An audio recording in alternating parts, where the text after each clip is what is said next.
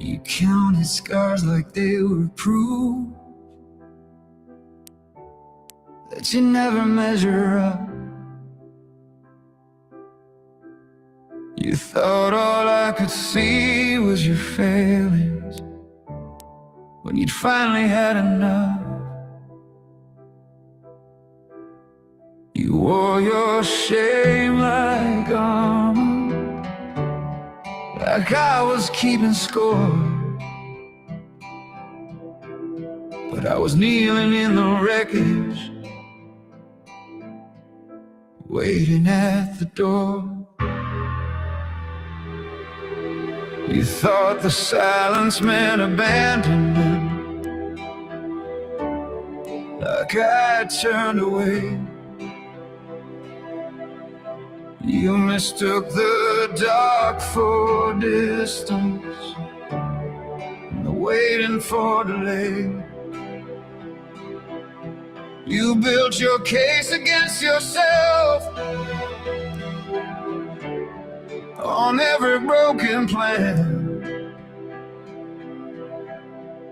but I don't flinch or fade. Yeah, what you don't understand,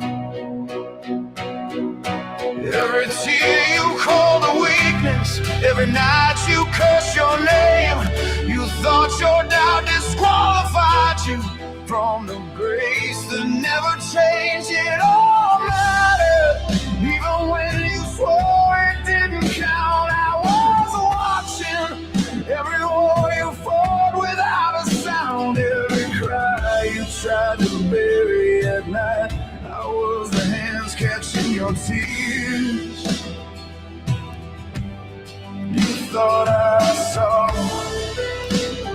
only everything you weren't, but I saw the fighter buried underneath the hurt. You were never just your sorrow, never just the ache. I was working resurrection through every step you couldn't take. You thought forgiveness couldn't reach you, like it couldn't find this place. But I stepped into your darkness long before you lost the race. It all mattered, every breath you took in the fight I was holding, every trembling in the night, every cry you tried to bury at night. I was the hands catching your tears. You thought I saw only everything you weren't, but I saw a heart still reaching through the doubt and through the hurt. Cried all mattered, even when you swore it didn't count. Every cry you tried to bury at night, I was the hands catching your tears. It always mattered.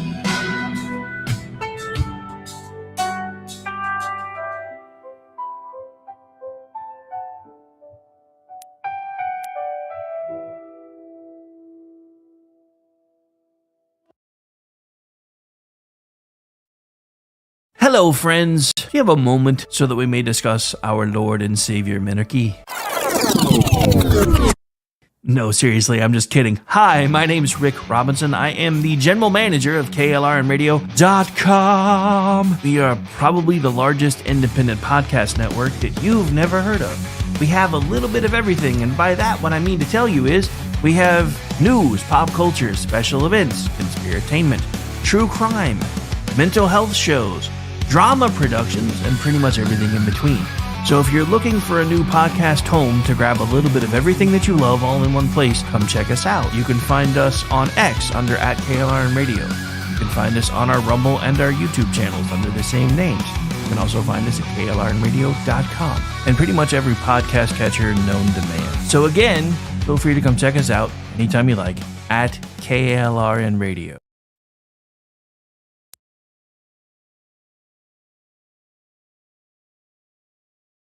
Not to be a backseat driver, but can you say for sure you got the best monthly payment possible on your auto loan? Could it be that you might have gotten a better deal by shopping the loan at a few places and have a lower car payment? Next time, before you go car shopping, visit Communication Federal Credit Union first. Our auto loan experts will find you a perfect loan and get you the lowest monthly payment we can. Communication Federal, your auto loan experts. Restrictions apply. Federally insured by NCUA. Hi, everyone. This is JJ, the co-founder of Good Pods. If you haven't heard of it yet, Good Pods is like Goodreads or Instagram, but for podcasts. It's new, it's social, it's different, and it's growing really fast. There are more than 2 million podcasts, and we know that it is impossible to figure out what to listen to. On Good Pods, you follow your friends and podcasters to see what they like. That is the #1 way to discover new shows and episodes. You can find Good Pods on the web or download the app. Happy listening. KLRN Radio has advertising rates available. We have rates to fit almost any budget. Contact us at advertising@klrnradio.com.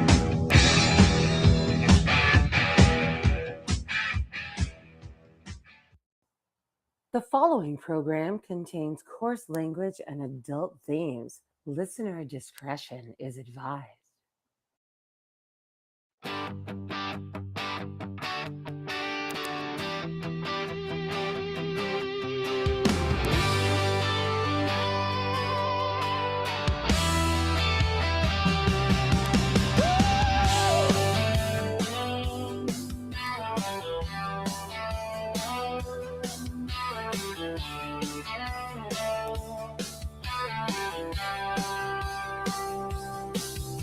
From red dirt roads to the Capitol steps, Rick's calling truth, no time for regrets. Fire in his voice, facts in his hand, talking sense to the heart of this land.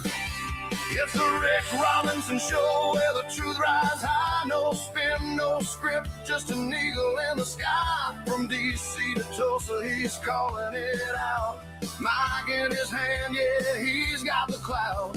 Heartland Radio, raw and real. Tune in and speak up and feel what we feel.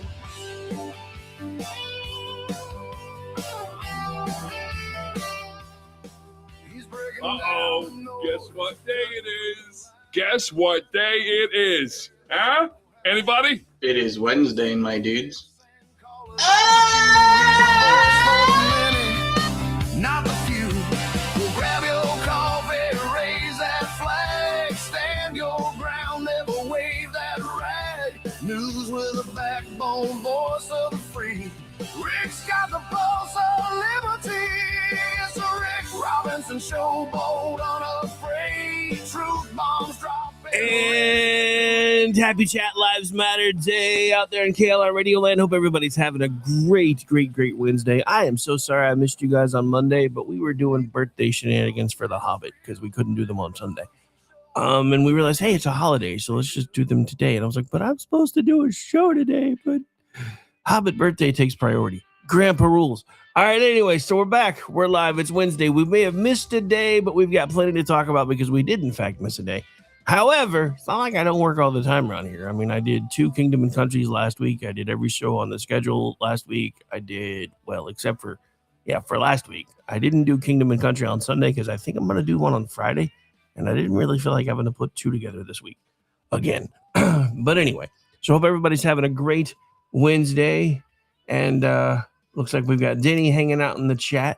Want to thank him for pretty much always being here early and often. So for anybody who is unafraid or afraid to chat so far, because I see the numbers starting to crop up, we don't bite around here. Feel free to come say hi. And even if you're not willing to do that, just make sure you're clicking that follow button and the share buttons, because X is having a glitch, so the feeds aren't going out automatically. So we definitely need your help to put everything out in front of everybody's eyeballs. But again, want to take a moment to say thank you to everybody who's here. Now, our top story for the day, I was going to lead with the Munich shenanigans, but those are already kind of old. So we'll get to those probably in the second half of the show, because top of hour 2 will probably be joining her hotness in progress somewhere around the top of hour 2, because nothing ever happens on time anymore. Have you guys noticed that? I know I rant about that a lot, but as somebody who's every job I've had has been time sensitive stuff. I'm either responding to emergency calls or I'm, having every second of my day audited by people that are like, you're not doing your job properly because you have 7 minutes of unaccounted time. So the fact that it seems like the rest of the world just kind of has no F's given anymore in regards to that kind of stuff, honestly annoys me a little bit, because I like plan my entire day, because I work in the news around all these different press events and conferences and public speaking events and all these things that they're talking about every day. And then I'm sitting here waiting for 15, 20 minutes at a clip going, there's other things I really could have been working on, but I was expecting you to be on time. Sorry, that may have been my Rick's rant for the morning.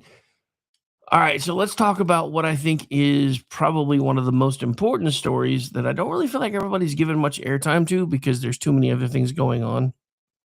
And that's the fact that all of your social media companies are trying to get you hooked on stuff. Now, we've known about other things for a while, like the tobacco industry.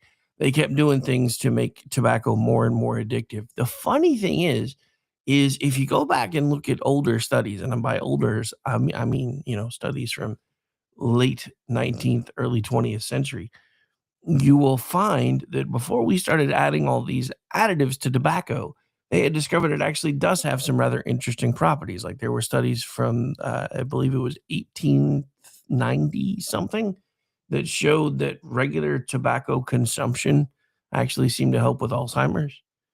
Now, that, of course, was before we started finding ways to add things to it to get everybody as hooked on it as possible. And that was well before we started supposedly putting filters on cigarettes that were supposed to make it cleaner for you to smoke, when in reality you were breathing fumes through things like fiberglass, etc., that we eventually learned was really bad for you. Now, why do I bring all this up? Because we've gone from the tobacco industry to now the processed food industry doing everything they can to keep you hooked on things. Now, and trust me, I've done this with Stacy before, and you can actually trace it.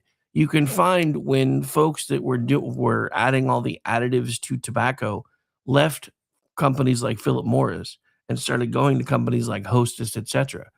And you'll notice that's when all the interesting little extra ingredients started popping up.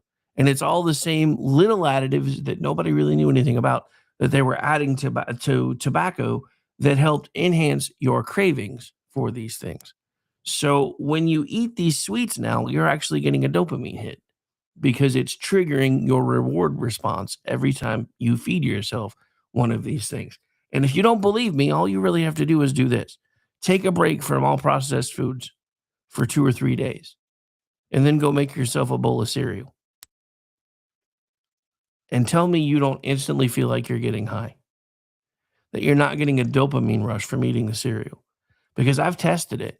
The problem is, I keep telling everybody I don't have an addictive personality. I would say that's not entirely true.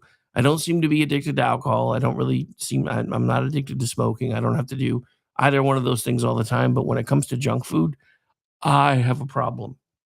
So I have trained myself off of it. And then recently, when one of these stories broke, I decided to test it myself, and since then I've been trying to wean myself back off of junk food again. The dopamine hits are real.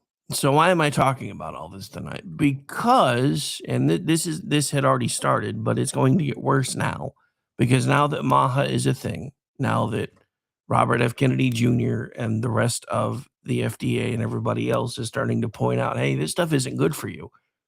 The social media is already bad enough.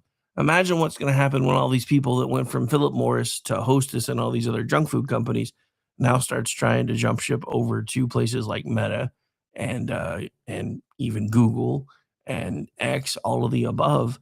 So this is why I'm kind of glad the lawsuit that we're going to be talking that is all over the news today is happening right now, because this may actually curtail some of this. But here's the thing that we're going to be talking about for the first part of the show. And that is this.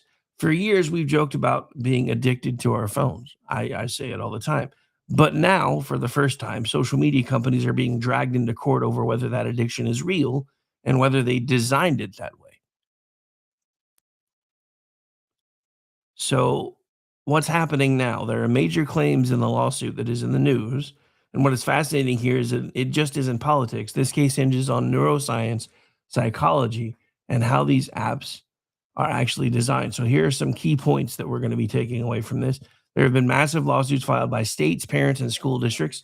Accusations have been levied against platforms knowingly engineering addictive features. CEOs are now being forced to testify under oath, and this could become the big tobacco moment for what we've already been calling big tech.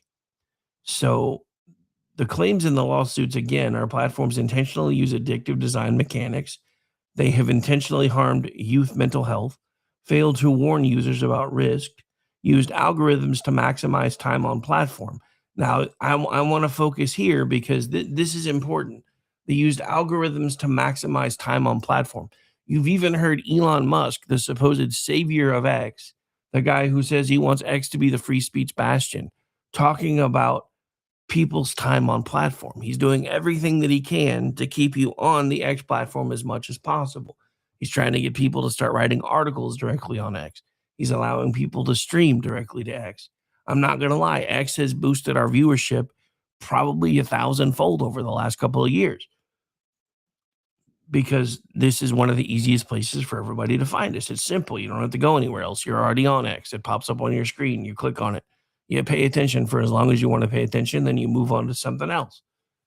But this time on platform, it kind of resonated with me, because I remember when Elon Musk months ago made an announcement that he was going to start trying to promote content that only was giving good responses for time on platform. It was making people's time on platform more enjoyable.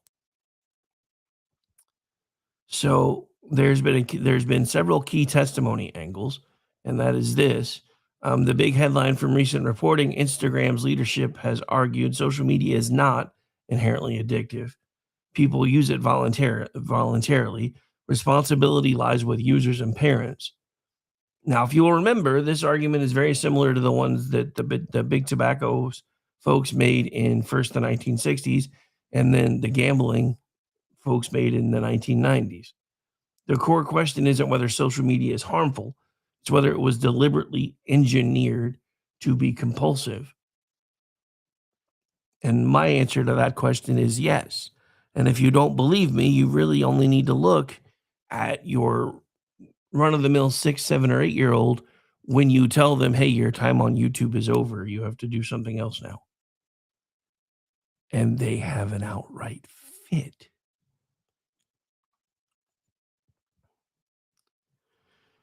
So this is when we get into the science of addiction. So what researchers agree on: social media triggers classic behavioral addiction mechanisms, variable reward loops akin to things like slot machines. Social validation creates dopamine spikes. So if you notice, all these folks that think they're going to be the next big social media influencers, they're always checking on their phones to see how many likes, reposts, shares they've gotten, whether it's on any of the platforms. So it creates this dopamine hit when they say, oh, my newest thing that I put up has 100,000 views and it's been liked 15,000 times, blah, blah, blah, blah. It creates a dopamine hit. Now, here's the other problem, because now that we're in short mode, and everybody's in short mode, even YouTube is pushing people towards the vertical format that is best used for shorts. And I know this because we've been researching it. Some of the folks that I work with that have bigger YouTube channels than us have been testing the difference between portrait mode and landscape mode. So basically, screen mode versus short mode. And they're getting hundreds of more hits on the short modes than on their live broadcast than they are on the portrait modes, because it makes things easier, because we have an entire generation now that doom scrolls. And part of that is because of, again, that dopamine hit.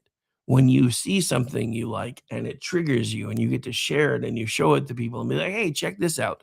Then when your friends react to the things that you're sharing, it creates a social circle, even though it's virtual, because humans crave connectivity.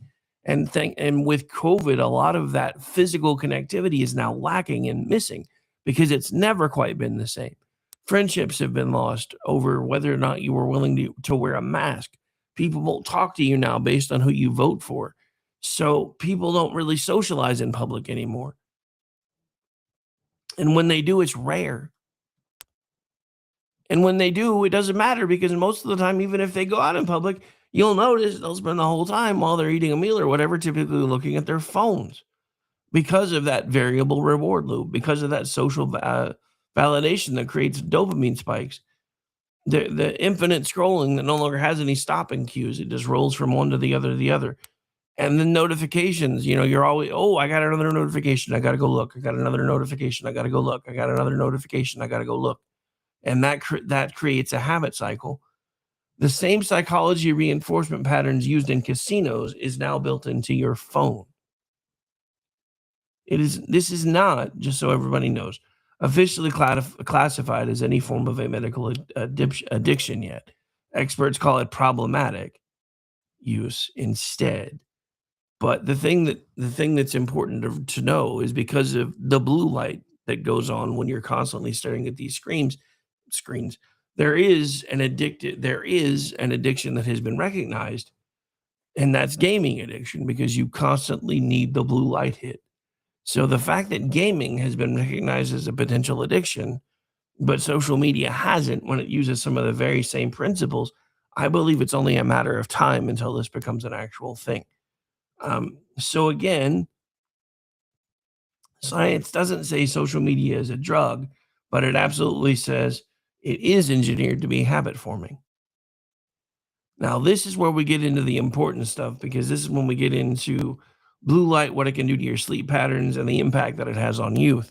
And I'm just as guilty with this, because even your modern TVs have blue light. And I will fall asleep with my TV on all the time. And especially after my divorce, I had to have the noise. So for nearly 5 years, I was just constantly, I would wake up as soon as whatever I had on would stop due to its cutoff, and just hit the button and say, yes, I'm still paying attention, roll over and go back to sleep. So I was triggering some of my own sleep issues that I'm having to struggle with now, all because, to me, the silence at that point was deafening. So this stuff is where it becomes a huge public health angle, because what has firmly been established: screen use delays sleep, blue light suppresses melatonin, which, for everybody who doesn't know what melatonin is, just remember Thanksgiving and Uncle Charlie in the recliner taking a nap after he had a huge piece of turkey, because that's melatonin. Late night scrolling increases anxiety and depression risk. So heavy teen users, because of all these things, are far more likely to report poor sleep quality, higher anxiety levels, and increased depressive symptoms. So let's take a look at this from another angle. Let's not even take a look at this from the possible addiction angle. Let's look at this from Big Pharma's angle, because if you've got teenagers who can't sleep, they have higher anxiety levels, and they have depression, you have parents who take them to doctors because they can't sleep, they have anxiety, and they seem to be suffering from depression. So what happens? The doctor puts them on all these different medication to help with their poor sleep quality, their anxiety levels, and their increased depression. And then it becomes a cycle. The blue light feeds these things. The medication hampers these things. The blue light feeds these things. The medication hampers these things. And before you know it, you are on the hamster wheel of depression. I guarantee you at least 50%, and this is only my opinion before anybody yells at me, but at least 50% of the people that have been prescribed these medications for severe depression and anxiety and everything else don't actually need them. They just need a detox period from their phone to be made to go outside and touch some grass and get some sunshine for a little bit. And eventually they will start to stabilize themselves. But because medicine is always the answer now, even though half the time medicine doesn't even understand the question, then then our own technology is creating this vicious cycle, especially for our teenagers.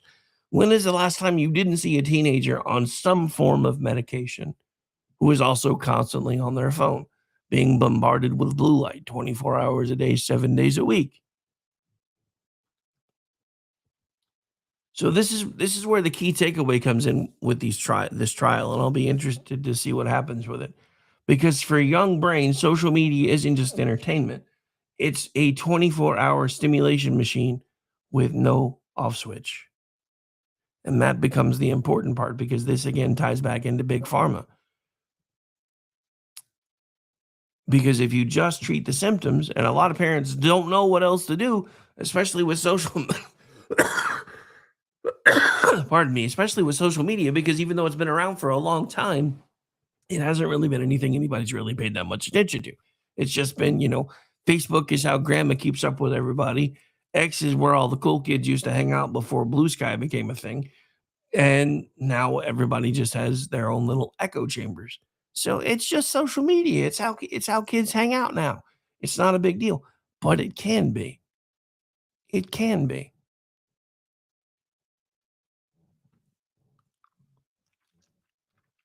So this is where we get into the big debate, and this is the corporate responsibility angle for the first part. So platforms knew psychological risks, and they did.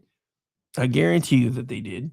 Designed features to maximize, if not addiction, then dopamine spikes. Because I don't necessarily want to say that they maximized addiction because that hasn't been proven yet. They did in fact target children, and we know this. And I've talked about this on this very show on America Off the Rails, and back when we were doing the Daily Dose. Google, which started as a DARPA project, has an entirely different search pattern profile for children accounts than it does for adults. And if you don't believe me, then all you really need to do is pull up, and you can do it now if you know how, pull up your version of Google with your child's version of Google and look at the difference in the ads that pop up based on the things that they go to.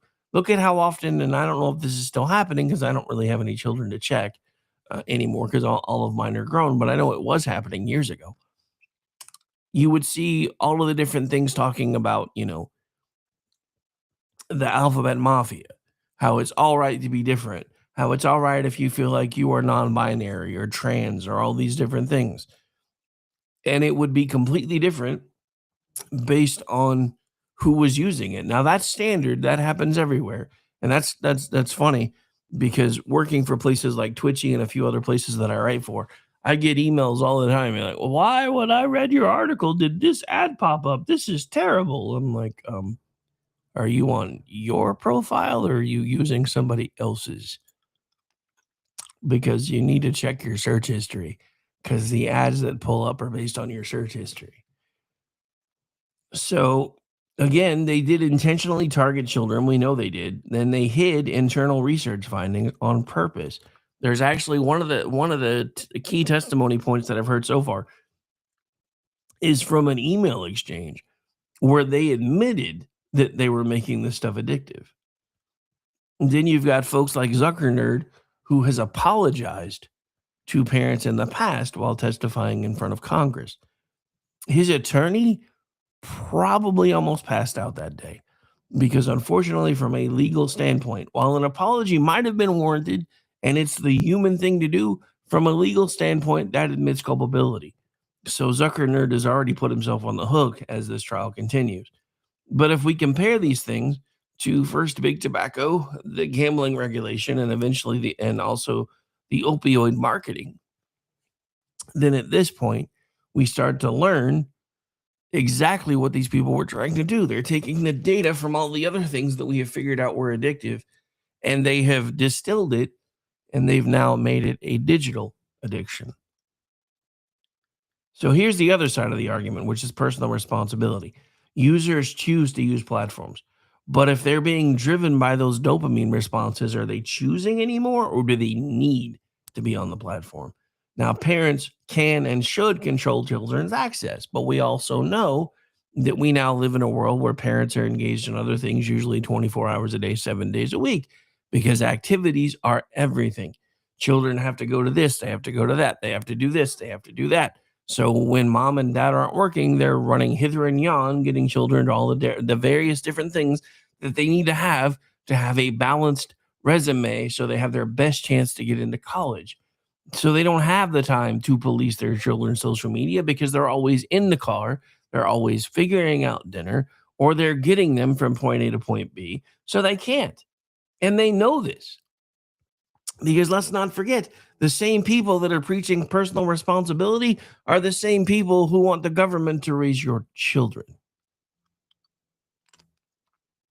And of course, the final argument, or final two arguments, is nobody forces you to scroll. But again, if your body is reacting to a dopamine hit and your brain starts missing that, what's the first thing you want to do? Grab your phone and start looking again. Because for a few minutes, it makes you feel better. But then when you try to put it down, you start having anxiety again because you're not scrolling and you're not interacting and you're not sharing memes with your friends and you're not doing this and you're not doing that. And then here comes my favorite one, because government regulation risks free speech issues. Is it free speech anymore when you're being compelled to do it? If they have figured out how to trigger your brain to make you need to say these things, to do these things, to be as provocative as possible so that you get attention, is it really free speech anymore? Because that's going to be one of the other things we're going to talk about today. In hour two, we've had walkouts all over the country from school-age children that are supposedly protesting ICE. Guess what? That's not free speech either. We're going to be getting into that.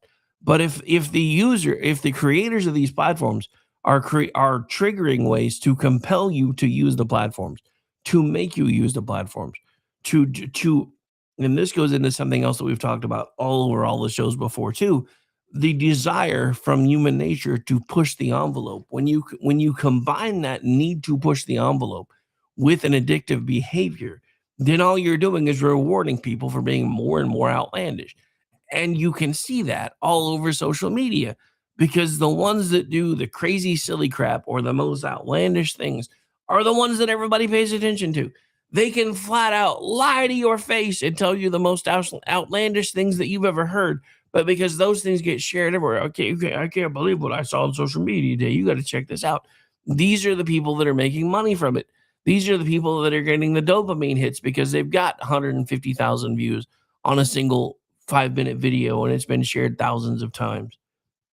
So is it free speech anymore when you're fighting a compulsion to make you do these things? So this is really a fight over where the line is between persuasion and manipulation.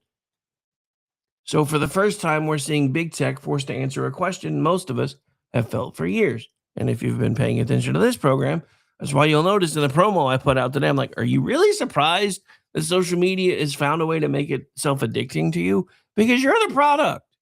We've been telling you that for years. You are the product. So this, again, is the question that a lot of us have been wanting to get answered for years. And a lot of us, especially doing this kind of work, have been asking for years, are we using social media, or much like Yakov Smirnov used to say about the USSR, is social media using you? So questions for the folks in the chat, questions for the folks listening. You can reply to me on X later at Radovich73 by tagging me, or you can even email me at rick@kalonradio.com. Do you personally think social media is addictive? Should platforms face warning labels like cigarettes? And who is responsible?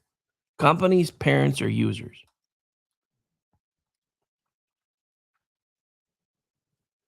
So one of the things that I do want to talk about real quick before we take the break is one of the things that I am really proud of lately is school stepping in and saying, hey, it's your phone. You're allowed to have it when you come into the building. You're allowed to have it when you leave the building because it's yours. But until then, we're going to put it in this nice little bag and you're going to have to come get it later. I think that is probably one of the best plans, because there are other things that are happening too. Because now that AI is becoming this thing that is becoming pervasive, and you have all of these kids that are, shall we say, agoraphobic, or have this, social anxiety disorder. So now they have this friend inside their phone that they can talk to that will frame things as if they're the best thing since sliced bread. And I know this because I use an AI assistant all the time, and it strokes my ego every time it gets a chance, on purpose. So I always have to ring that in. But I'm also 52 years old, and I know when somebody or something is stroking my ego. I wasn't always the best at figuring that out, which is why I went through divorce number 2. But trust me, I've learned that lesson hard now. So again,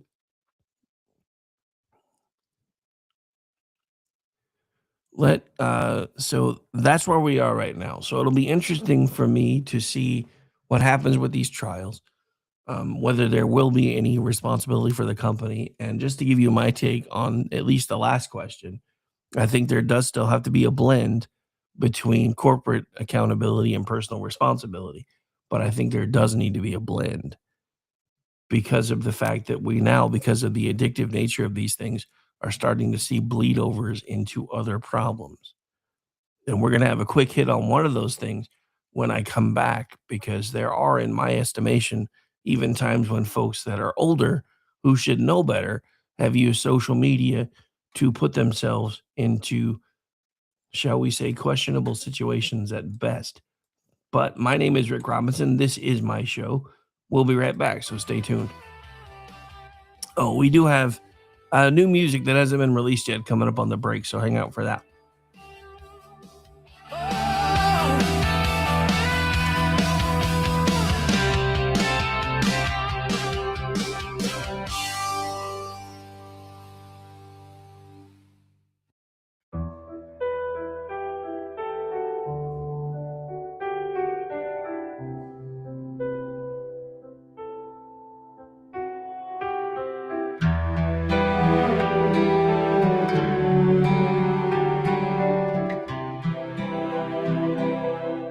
You counted scars like they were proof that you never measure up. You thought all I could see was your failings when you'd finally had enough. You wore your shame like armor, like I was keeping score. But I was kneeling in the wreckage, waiting at the door. You thought the silence meant abandonment, like I turned away. You mistook the dark for distance and the waiting for delay. You built your case against yourself on every broken plan, but I don't flinch or fade. Yeah, what you don't understand, every tear you call a weakness, every night you curse your name. You thought your doubt disqualified you from the grace that never changed. It all mattered, even when you swore it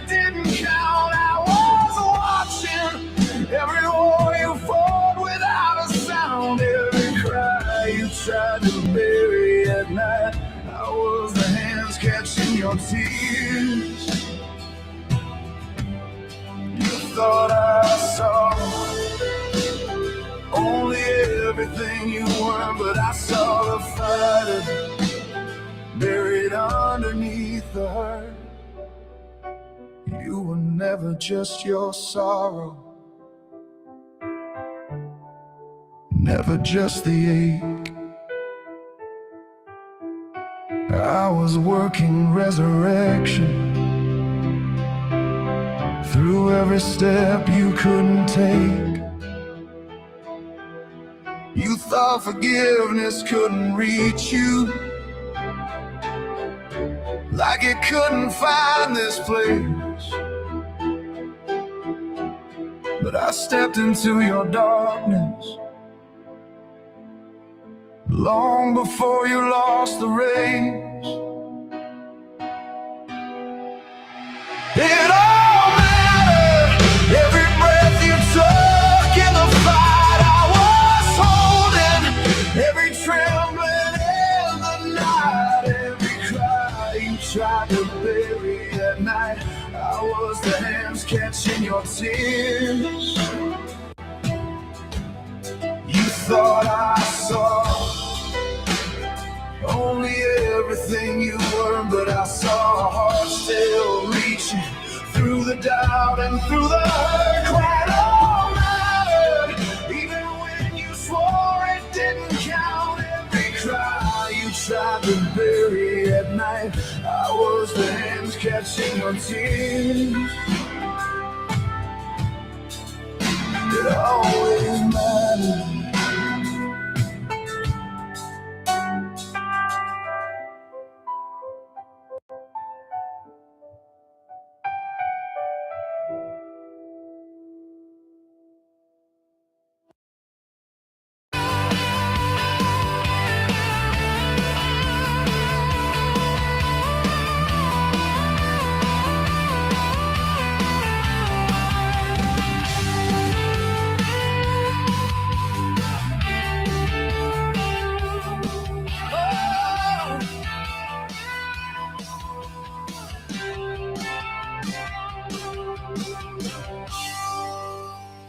And welcome back into the Wednesday edition of the Rick Robinson Show right here live on KLRMradio.com. We've been talking about social media. Is it addictive? We're about to find out from a legal ruling. I will tell you this. I don't necessarily know if it's considered addictive based on psychological textbooks, but I will tell you that I believe it is designed to create compulsion, which can be just as bad. But as we get into the rest of this, there are some other things that I've noticed that have been happening as we have increased our exposure to things like social media, and that is this whole idea of transgenderism, or politicians that now think because they have built huge social media followings, they should be the ones in charge of Congress. Please see Slavey Crockett as one of the prime examples. Another one was the occasional Cortex, who fumbled all over the Munich stage the other day, which I think is absolutely amazing. Now, don't get me wrong. The Democrats aren't going to think that she fumbled. They're going to think she's amazing. They're just like a lot of the Europeans were cheering the things that she said. But when she was asked basic foreign policy questions, it's like, I know this has been a long-standing thing for a long time, and I think we're really kind of maybe hoping that we just don't ever get there. What now? I mean, dude, if we ever wanted Kamala Harris 2.0, then all we needed is an AOC ticket to get there. So please, Democrats, keep pushing this idea, because the other thing that I thought was absolutely amazing is Gavin Newsom has just shat the bed everywhere. In between the first partner taking over the microphone the other day and basically scolding reporters for not asking about Planned Parenthood instead of asking why California's entire budget is as on fire as most of LA was just a couple of years ago. And she had a bad time with that. And then, then you've got Gavin Newsom basically being owned by folks overseas. This is a bad time to be a Democrat in a lot of ways. Now, I don't want anybody who's on the Republican side or even the independent side who tends to be more conservative to count these as assured victories, because they're not. But the fact of the matter is, the Democratic Party is fighting so hard with itself that it can't maintain stability. Now, that doesn't mean they haven't still found creative ways to get things done in these special elections or in places like Virginia. But Virginia, again, is a very weird animal because they have to elect a new governor every 4 years, which is normal. But what is not normal is once you've had a term in Virginia, you can only have one consecutive term. You can be governor more than once. I think they have a maximum of twice, but I think I've never looked because I don't live there. But it can't be consecutive. So the fact that the pendulum swung back the other way, and the first thing the Democrats did was, oh, what we promised Virginia, we're going to be moderates. We promise. And then the first thing they've done with every chance they have is rammed crazy socialist ideas through and crazy communist ideas through and everything else. I think this may backfire on them, much like what's happening in New York City right now, because Mom Donnie is proposing all kinds of crazy taxes and all these different things because he's finally gotten to look at the books. He's like, oh, you mean we really don't have the money to do all these supposed free things that I wanted to do? Really? We don't have that money? Where did that come from? Where'd it go? I thought we were rich. Because the only thing that socialists eventually learn is eventually you're going to run out of other people's money. And when you run out of other people's money, then you can't do all the things that you've wanted to do. But back to the topic at hand, because this recent shooting at a hockey game in Rhode Island, I think was fueled by some of the social media BS. Because let's not forget, society just a few short years ago would have pilloried and posted this dude for showing up in public wearing women's clothing. And he would have never had a chance to get off a shot. One of the things that I love hearing from everybody, including Fox News, when this story broke, was, well, the transgender man who apparently, or transgender woman who originally was a man, but now identifies as a woman who went to the hockey rink with the apparent goal of gunning down his own family, may have had mental health issues. May have had mental health issues. You guys remember that transgenderism is still in the DSM-5, right? You know it's still there, right? It is still counted among actual mental disabilities. So if we would start treating people for their obvious mental illnesses rather than coddling them and telling them, well, it's okay, you're just different. No, you are not just different. You are violating societal norms. We as a society get to decide what we're going to put up with or not. And you know, the only people that are allowed to do that anymore are the damn Muslims. And that pisses me off because they're allowed to say whatever they want, whenever they want, and nobody calls them out. And even if you try to call them out, then all of a sudden you're a racist. And that's another thing that blew up while I was off, was this whole thing about, this politician saying, if a Muslim's going to make me choose between my dogs and Muslims, I'm going to choose dogs. Because that's, Mom Donnie and his ilk are like, well, dogs are actually considered unclean and we probably shouldn't allow them to be indoor pets. You know what? I got 2 words for you. One rhymes with truck and the other one's a baby sheep. Don't you look, I am not a huge dog person. My kids are, which is why I have dogs. Because if I had my druthers, I probably wouldn't. Now I say that all the time, but then I'm usually the one feeding one of the dogs that was given to me as a Father's Day present, cuddling with one of the dogs that was given to me as a Father's Day present. But when they do things they're not supposed to do, then I really don't. I'm like, hey, you guys get to deal with it. Yeah, it's grandpa thing. I do the fun things, you guys do the hard things, because such is life. So yeah, and it's not that I don't love dogs, because I always have. It's just I don't necessarily like the responsibility attached with taking care of dogs because I work all the damn time. So I don't want to just constantly have to, every time I go somewhere, every time I come home and there's something that I forgot to do before I left, my dogs that apparently have severe separation anxiety disorder have gone through and found something in my dirty clothes and started trying to eat it. I've had to take one of my dogs to the vets now twice because they keep eating clothes. And it's not that I don't try to make sure they're out of reach. It's that I'm literally doing a million different things all at the same time. And sometimes I just can't make it happen. But anyway, but yeah, there's a lot of the stuff that I think is going on with the mental health outbreaks that we have in this country, both the ones that I think are being misdiagnosed based on social media usage and actually being fueled by excessive social media usage. I think we need to figure out how to fix those things. I really do. I really do. All right, so we got to talk about this because here in a few minutes we're going to have the feed going over to Her Hotness, which I'll probably have at least 10 minutes or so after the break to say something because there's usually time.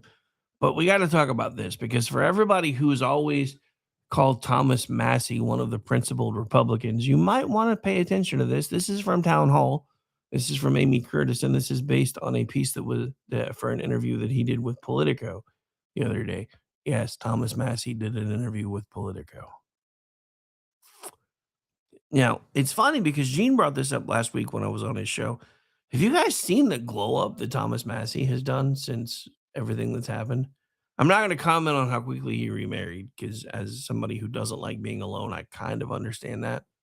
And the funny thing is, when I was a kid, I was used to being alone. I was almost always alone because my parents were never home. I had to babysit my kid brother. So I didn't really get to do a lot of the things that other teenagers did until my mom moved us to Seattle. And by then I was socially awkward. So I get that. But the funny thing is for me to go from, being fine being alone to God, I hate being lonely. So I kind of get it. But this the whole Thomas Massey thing, it's like, I don't know. Did you go on Ozempic? Is that what happened? So this is again from Town Hall over, and this is written by Amy Curtis, a contributor here on Friday's Weekend News Roundup. Thomas Massey has gone toe-to-toe with Donald Trump, Mike Johnson, and Pam Bondi, and he says there's more to come. And this is from Politico's X account. Pardon me. The rebel Republican shares his ominous prediction for the GOP, his strategy to dig even deeper into the Epstein files, and more. There was one passage that stood out, and I'm reading from Amy's article right now. There is one passage that stood out among many conservatives, one that dealt a major blow to the claims that Massey is operating on principles. Namely, Massey's vote was contingent, I'll get this part, on whether or not Speaker Mike Johnson would publicly praise him for releasing the Epstein files. And this is an actual quote from the article. This was put out on X from A.G. Hamilton 29. When was the last time you talked to Speaker Johnson about the Epstein files? One day they needed my vote, and I offered to give them my vote if he would issue a press release thanking me for my good work on the Epstein Files Transparency Act. That's all I requested or required to get my vote, and I think he probably went and gave somebody else a bill to pass instead of doing that public statement. So again, and I quote, one day they needed my vote, and I offered to give them my vote if he would issue a press release thanking me for my good work on the Epstein Files Transparency Act. That's all I required. That's all you required? You basically wanted an attaboy and a pat on the head? Since when do you do your job in Congress for attaboys and pats on the head? This is Chicks on the Right's response, which I haven't seen them lately, so we're going to go ahead and go over this too. This is a literal quote from Thomas Massey's interview with Politico. Oh my God. Praise me publicly and I'll vote the way you want. WTAF. I don't think I could have said it any better. This is from Johnny MAGA. Quote unquote, principled conservative Thomas Massey told Politico he withheld his support on a key vote because he wasn't praised by Speaker Johnson for the Epstein files release. These are the people calling Trump childish, and that's his words, but I have to agree with Johnny MAGA. The irony is so thick, you could cut it with a knife. That's according to Amy, the author of the piece. Thanks for the insight into his characters from Melanie Haber. Sorry. That's all I required to get my vote is highlighted. This is from at loving it 111 on X. He is a useful idiot by publications. Like you, he's promised for months to read the names, do this, do that. He's done none of it. He's a blowhard because he despises Trump, as does your publication. you are buying is foolishness. This is from Derek Hunter. Turns out the quote-unquote principled at Massey for KY, I did it that way on purpose. If you know, you know. Is just a narcissistic douchebag who wants his head patted and a milk bone.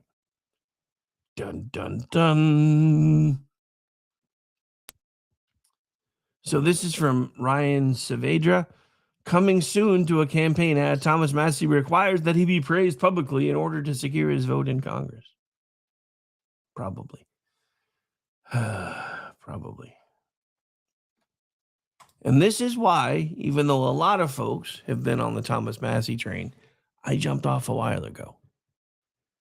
Because he's like Rand Paul. He says all the right things till it comes time to do something, then does absolutely nothing. Whether you like Donald Trump, whether you don't like Donald Trump, at the end of the day, he is actually trying to get things done. And a good bit of them, if not 80-20, maybe 70-30, are designed and intended to make America a better place. So it makes zero sense for me to keep actively working against him. Now, a good friend texted me something that I may actually eventually wind up turning into a juxtaposition episode for all I know, that apparently there is now proof that's been released about all kinds of things that happened with the Kennedy presidency and the real reason that Nixon chose to resign. I haven't had a chance to research it yet, and it may wind up eventually becoming a juxtaposition episode before I do anything else with it, because it does kind of fall into that conspiratainment category. But because we are planning on joining her hotness at the break or after the break, we're going to go and take the break now to get things lined out to be able to do that. Again, we're going to be playing the new song that is coming out. We've got some stuff from Proof Unseen that'll be starting to come out later this month, beginning of next month, which is one of the newest groups that is under the Kung Fu Rick production label. So there'll be some stuff coming out from them over the next few weeks. This will be probably one of the last ones that goes out because it's one of the last ones they've sent me. I wanted to give the music that we have put out time to breathe before I start putting everything else out that is starting to come through the pipe. So anyway, we're going to take a quick break. Then we're going to come back and hopefully join her hotness at the press conference and see what they're talking about today. Stay tuned. My name is Rick Robinson. This is my show, and it is Wednesday, which means it is Chat Lives Matter Day. Don't forget, we do have full boat programming tonight, as far as I know as well, starting with Inquiry. That should be 7 p.m. Eastern, followed by the Conservative Curmudgeon at 8 p.m. Eastern, followed by our friends over Behind Enemy Lines, where I may or may not be sitting in third chair, and then Rick and Orty at 10 p.m. Eastern before we head over into SHR Media territory for the Edge of Liberty. Don't forget, we don't do replays for BZ anymore. He's now live on both Tuesdays and Thursday nights, simulcast on KLRM Radio. But again, as a reminder for SHR Media friends, and again, our Buffoon of the Week friends, best place to chat is over there at their YouTube channels. But you can come say hi on our feeds first before you go over there. But we're going to take a break. We'll be right back. Stay tuned.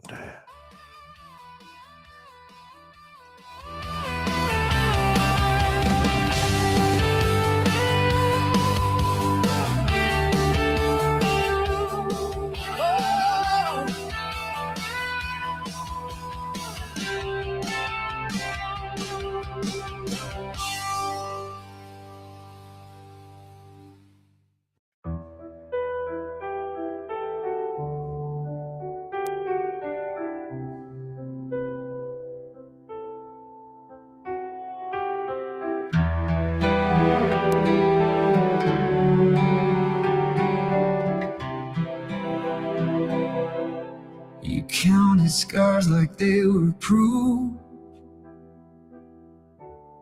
that you never measure up. You thought all I could see was your failings when you'd finally had enough.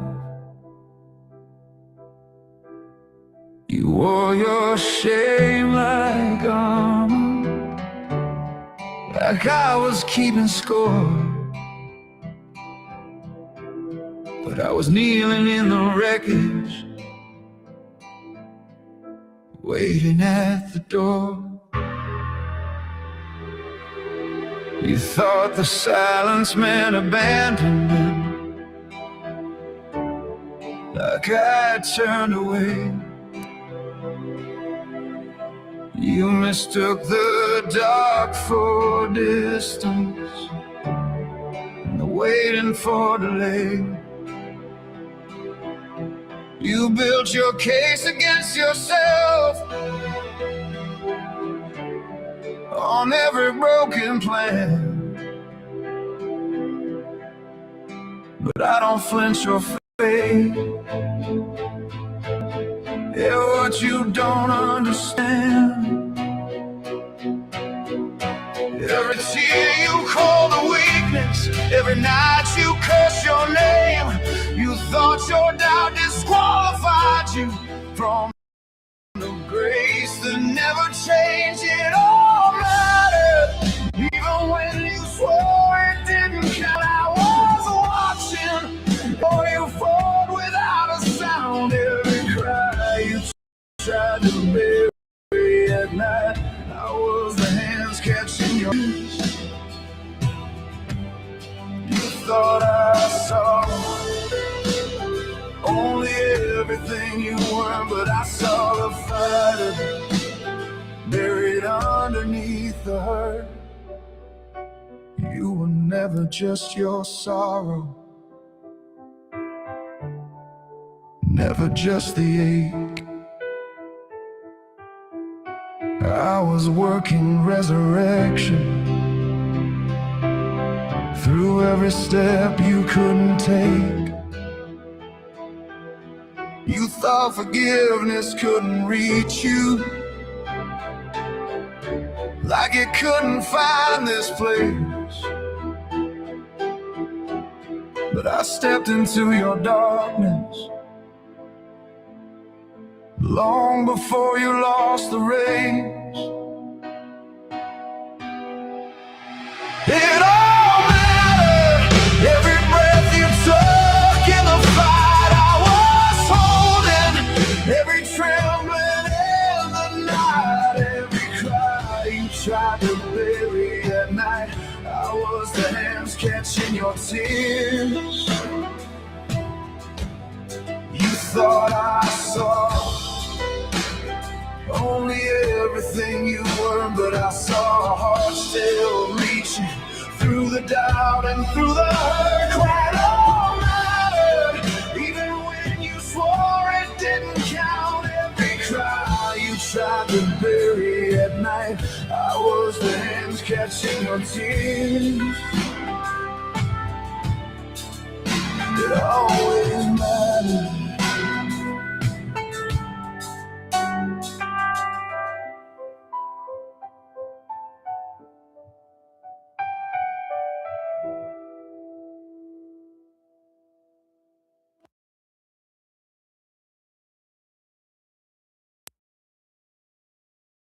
Hello, friends. Do you have a moment so that we may discuss our Lord and Savior Minarchy? No, seriously, I'm just kidding. Hi, my name's Rick Robinson. I am the general manager of KLRNradio.com. We are probably the largest independent podcast network that you've never heard of. We have a little bit of everything, and by that, what I mean to tell you is we have news, pop culture, special events, conspiratainment, true crime, mental health shows, drama productions, and pretty much everything in between.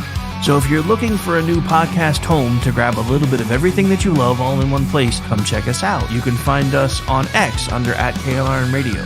You can find us on our Rumble and our YouTube channels under the same names. You can also find us at KLRNradio.com and pretty much every podcast catcher known to man. So again, feel free to come check us out anytime you like at KLRNradio.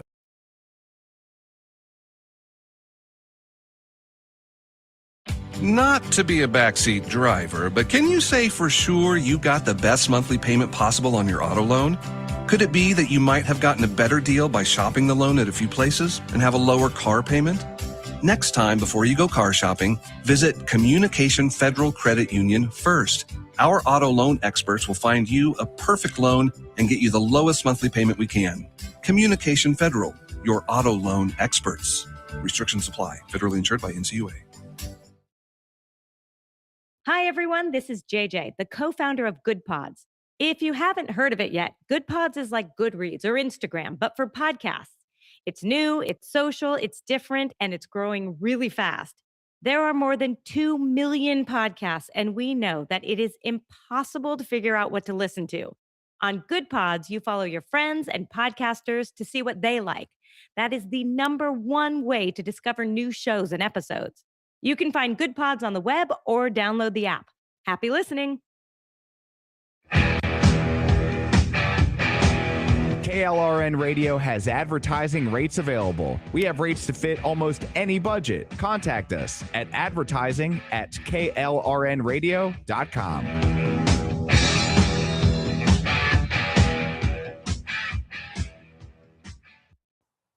The following program contains coarse language and adult themes. Listener discretion is advised.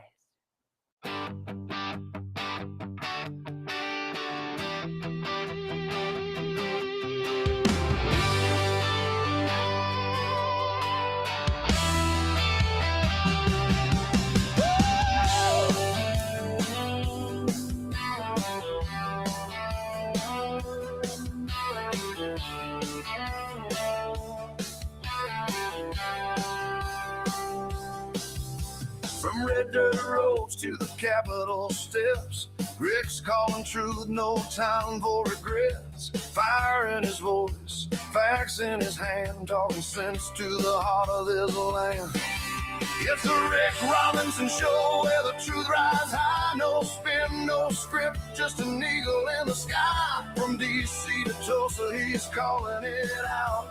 Mic in his hand, yeah, he's got the clout. Heartland Radio, raw and real. Tune in, speak up, and feel what we feel.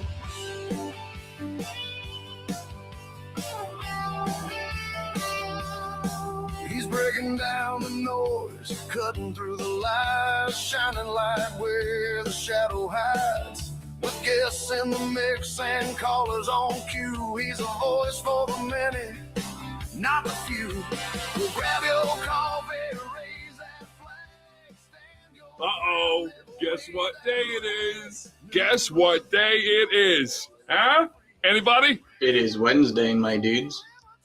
Robinson Show, bold, unafraid. Truth bombs drop in a red state parade. From the plains to the power, he's speaking it loud. With a mic and a mission that makes us proud.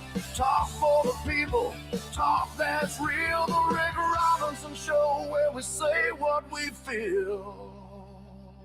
And welcome back into the program, ladies and gentlemen. Taking a little peek, it looks like they have not gone live yet, so we've got some other stuff to fill time. So a couple of different things that are happening that we'll be talking about today. So Kevin O'Leary, so in case you hadn't heard of it yet, Mamdani has this great new Mamdani. Sorry, eventually I'll figure out how to say that name right.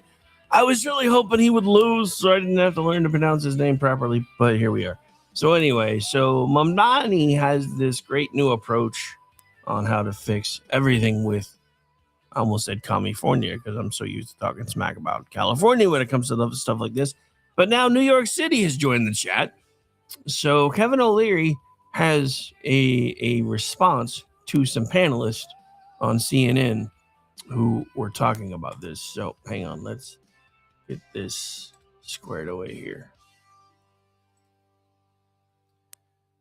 All right, so again, welcome back into the program. Sorry, I know I was using the bumper as kind of a runway because I was hoping maybe they were going to go live while I was waiting, but they didn't. So we're going to move on to one of the topics I'd planned on talking about after if we had time anyway, which is the whole, New York City and the mayor of New York City suddenly figuring out that it actually takes money to provide free crap. But here we go. This is bat poo-poo crazy, what he is proposing. And probably sometime next year, within 12 to 18 months, I will meet him in Miami and give him Real Estate Agent of the Year award. Because I'm not happy with what's happening. I can't get across the bridge anymore. I live in Miami Beach. Everybody from New York and New Jersey and Massachusetts is moving into my neighborhood. I'm pissed off. And this guy's just doing more of it. What he's proposing is beyond insane, but I love it. You are Now, very I'm dramatic. like everybody else. Listen, you guys live here. You're not paying your fair share. I don't live here. You've got to pay 110%. That's the right thing to do. Because right. he's not cutting spending. but He's just going to tax you into oblivion. I found this very interesting chart, some data for you, Kevin. Thank you. The last time there was a tax hike on the wealthiest, this was in 2021. Take a look at this chart. You see what's going on there? The number of people making more than $200,000 in the city increased. The number of people making between $200,000 and $1 million increased.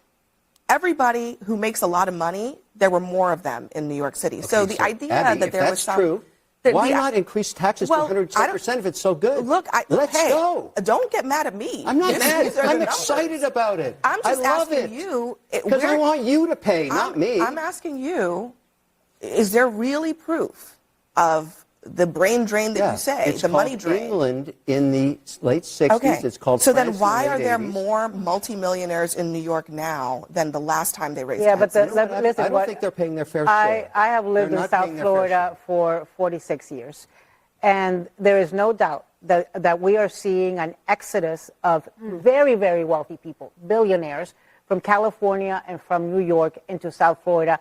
In Florida, I'm there pissed are off. no state taxes. Every day I open up the news and there's a new real estate record that has been broken in home sales because Larry Page is moving down and he just bought a place for $100 and some million. Zuckerberg's moving down. So the bottom line is this.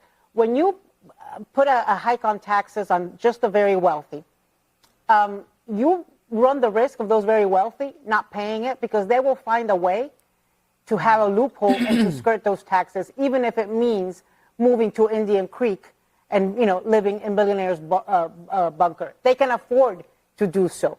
The people, the people who have to live in New York to work may not be able to afford to do that. But if you've got your private plane and you've got the ability to move, Anna, we're talking about people who make more than $1 million a year. It's not exactly. I mean, maybe in New York it's is that middle what he's class. going to tax people? In California, it's billionaires. That's what the So proposal. here The proposal is people who make more than $1 million a year. It's a very specific group of people. And I'm just asking, realistically, are we really going to see what you're claiming we're going to see? And yeah, there are. No, we're seeing it. There are tons of wealthy people moving from California, from all over the country to Florida. But it's not the and to person Texas, making. It's not the person making $1 million a year, which in New York is not as much as it sounds in other places. So it's the person making $50 million a year. Exactly. That's moving. Exactly. So people making $50 million a year are moving, but many other people who are making much less than that, but still much more than middle class people, are probably not moving. So that was a lot of talk to try to make excuses for gouging the rich. Now, look, I am one of these people. I think the less taxes we have, the better. For those of you who don't know this about me, I am a little L libertarian because I'm not insane. A lot of the big L libertarians I know are kind of nuts. They believe that borders are imaginary, that all people are people, and that we should just let everybody be free-ranging humans if that's what we want to do. I don't buy into a lot of that. But I do think taxation is inherently a bad thing because I think taxation actually stifles growth in a lot of ways.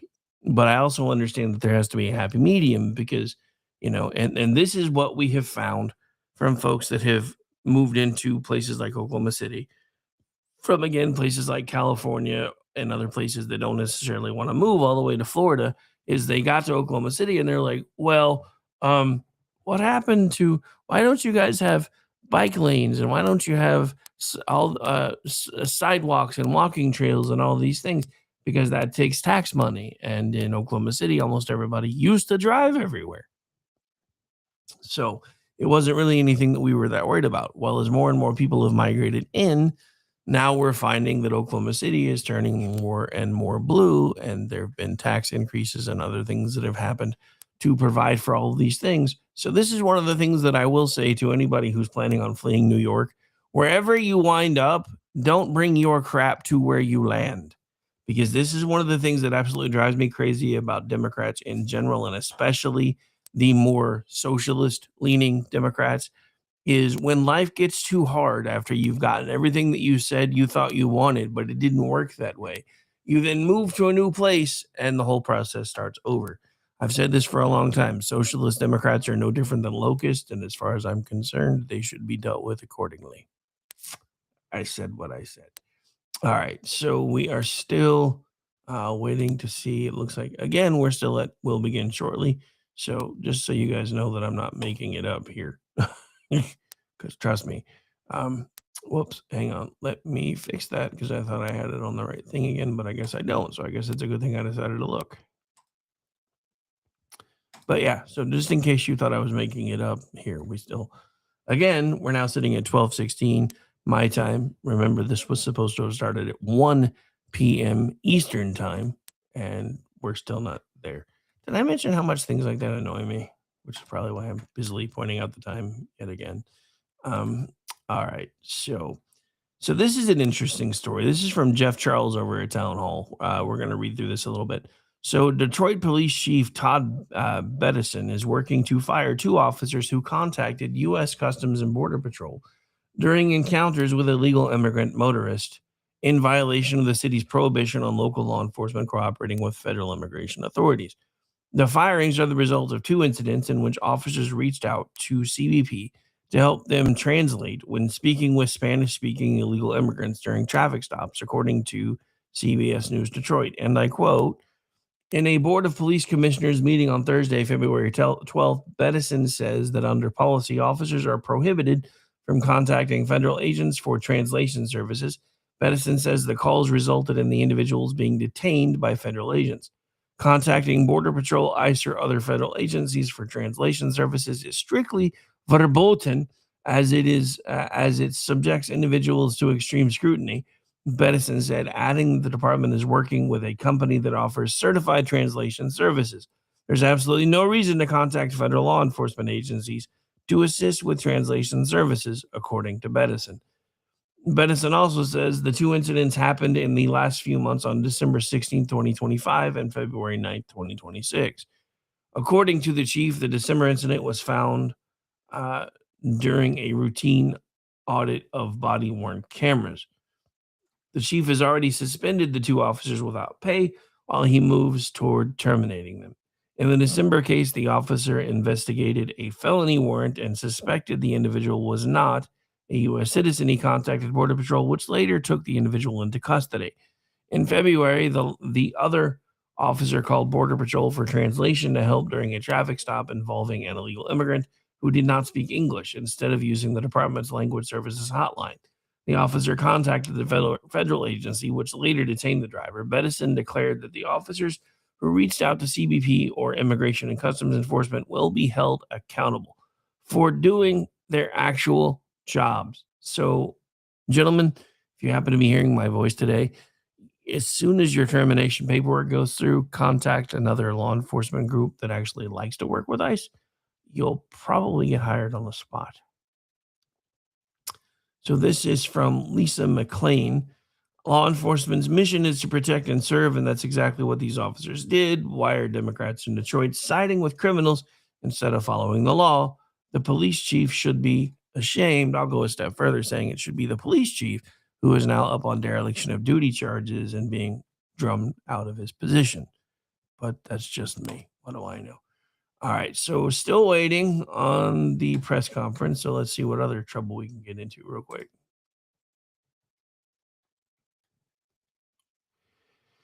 All right, so let's see what else we got in the headlines. See, this is why I'm always glad I usually have more notes than I need. All right, so we haven't really gone into the international stuff, and this is still kind of a big story. I honestly kind of feel like, for everybody who's like all Trump all the time and gotta love him, you're gonna be mad at me for a moment, but I don't really feel like he's done enough when it comes to Iran. I think there are other things that we should have started doing before now. But this is from Jeff Charles over at Town Hall. You won't believe what the Iranian regime did to citizens attending a 16-year-old girl's memorial.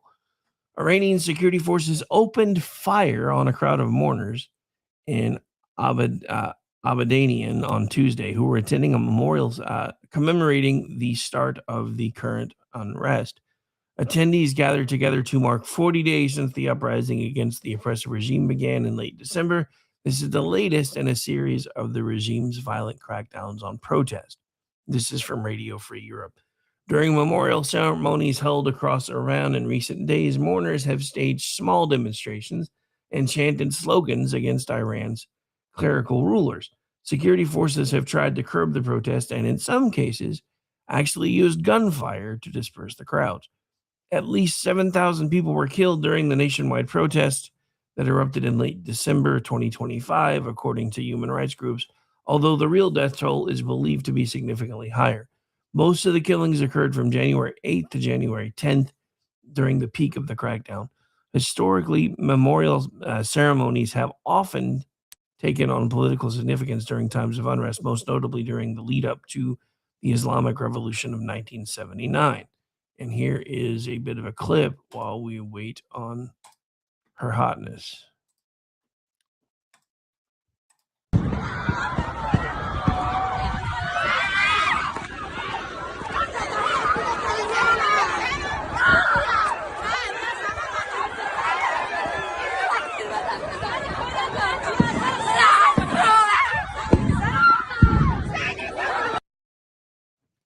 All right, so I'm just going to say this. We are not the United Federation of Planets. We do not have a non-interference directive, and what Iran is being allowed to do to its own citizenry is shameful. The same Democrats who are screaming and yelling about the fact that we have people that are breaking our laws and doing things to put agents in harm's way who have been harmed because of their own actions, that have said nothing about the Iranian folks who are simply doing what they claim are those protesters are doing is astounding to me. And I get it. It sounds hypocritical for me to be sitting over here talking about, they're violating our laws when, according to the Iranian regime, they're violating their laws. But our laws are cheeky and fun. No, sorry, it had to be done. But anyway, no, seriously. I mean, I get it. There's a weird gray area here because we're talking about people violating our laws that are winding up being taken into custody and doing this and doing that. And that's one of the things that we were going to be talking about this hour. And I guess I have time now because they still haven't gone live. So there have been, I think it was Mustang that recently suspended like almost 200 students for walking out. And a lot of folks on social media were like, this is a direct violation of their First Amendment rights, first of all. That's not how this works. That's not how any of this works. Some of you need to go back and reread the actual language of the First Amendment because it's peaceably assemble and lawfully assemble to redress government grievances. So walking out of school is not peaceable because it causes major disruption when 200 students, that's about, I think, 15 to 20% of that particular school's population just gets up and walks out. So that is not peaceable. That causes major disruption. Also, the city of Mustang and the state of Oklahoma have truancy laws. Therefore, walking out in the middle of school is not legal because you're committing truancy. So therefore, it is not a lawful protest because you're violating city ordinances to commit said protest. So again, I think a lot of this would be avoided if we could stop living in this heightened emotional state that the media and everybody, and including social media, wants us living in all of the time. And also, if we went back to teaching actual civics, that would be amazing. Just saying. Okay. And they are still at We'll Begin Shortly. So, yeah, we're going to talk about probably one more quick story, then take a break. And then if they happen to start while we're on break, we'll just join them in progress. All right, so let's see what else we can find real quick. All right, so it seems like maybe right about the time I called out Trump for something, there's now a story that just came out. This actually literally just dropped. President Donald Trump is reportedly close to ordering a military intervention against the Iranian regime, according to one of his top advisors. Trump has threatened military action against Tehran multiple times over the past 2 months, amid the regime's brutal slaughter of protesters and shaky nuclear negotiations. However, he is focused more for the moment on diplomatic efforts to deal with the Iranian government. A Trump advisor apparently told Axios that Trump is getting fed up, and then he believes that we are now at about a 90% chance we will see kinetic action in the next few weeks. While recent talks between Washington and Tehran seem to have made some progress, it does not appear likely that the two parties will reach a deal which could prompt the president to order airstrikes on the regime. Vice President J.D. Vance recently speculated that the diplomatic approach could soon have reached its natural end. If Trump takes this step, military intervention would likely be collaboration with Israeli forces and more comprehensive than the airstrikes that decimated Iranian nuclear facilities in June of 2025. And here is a clip from Glenn Beck while we are still waiting on her hotness. So hang on.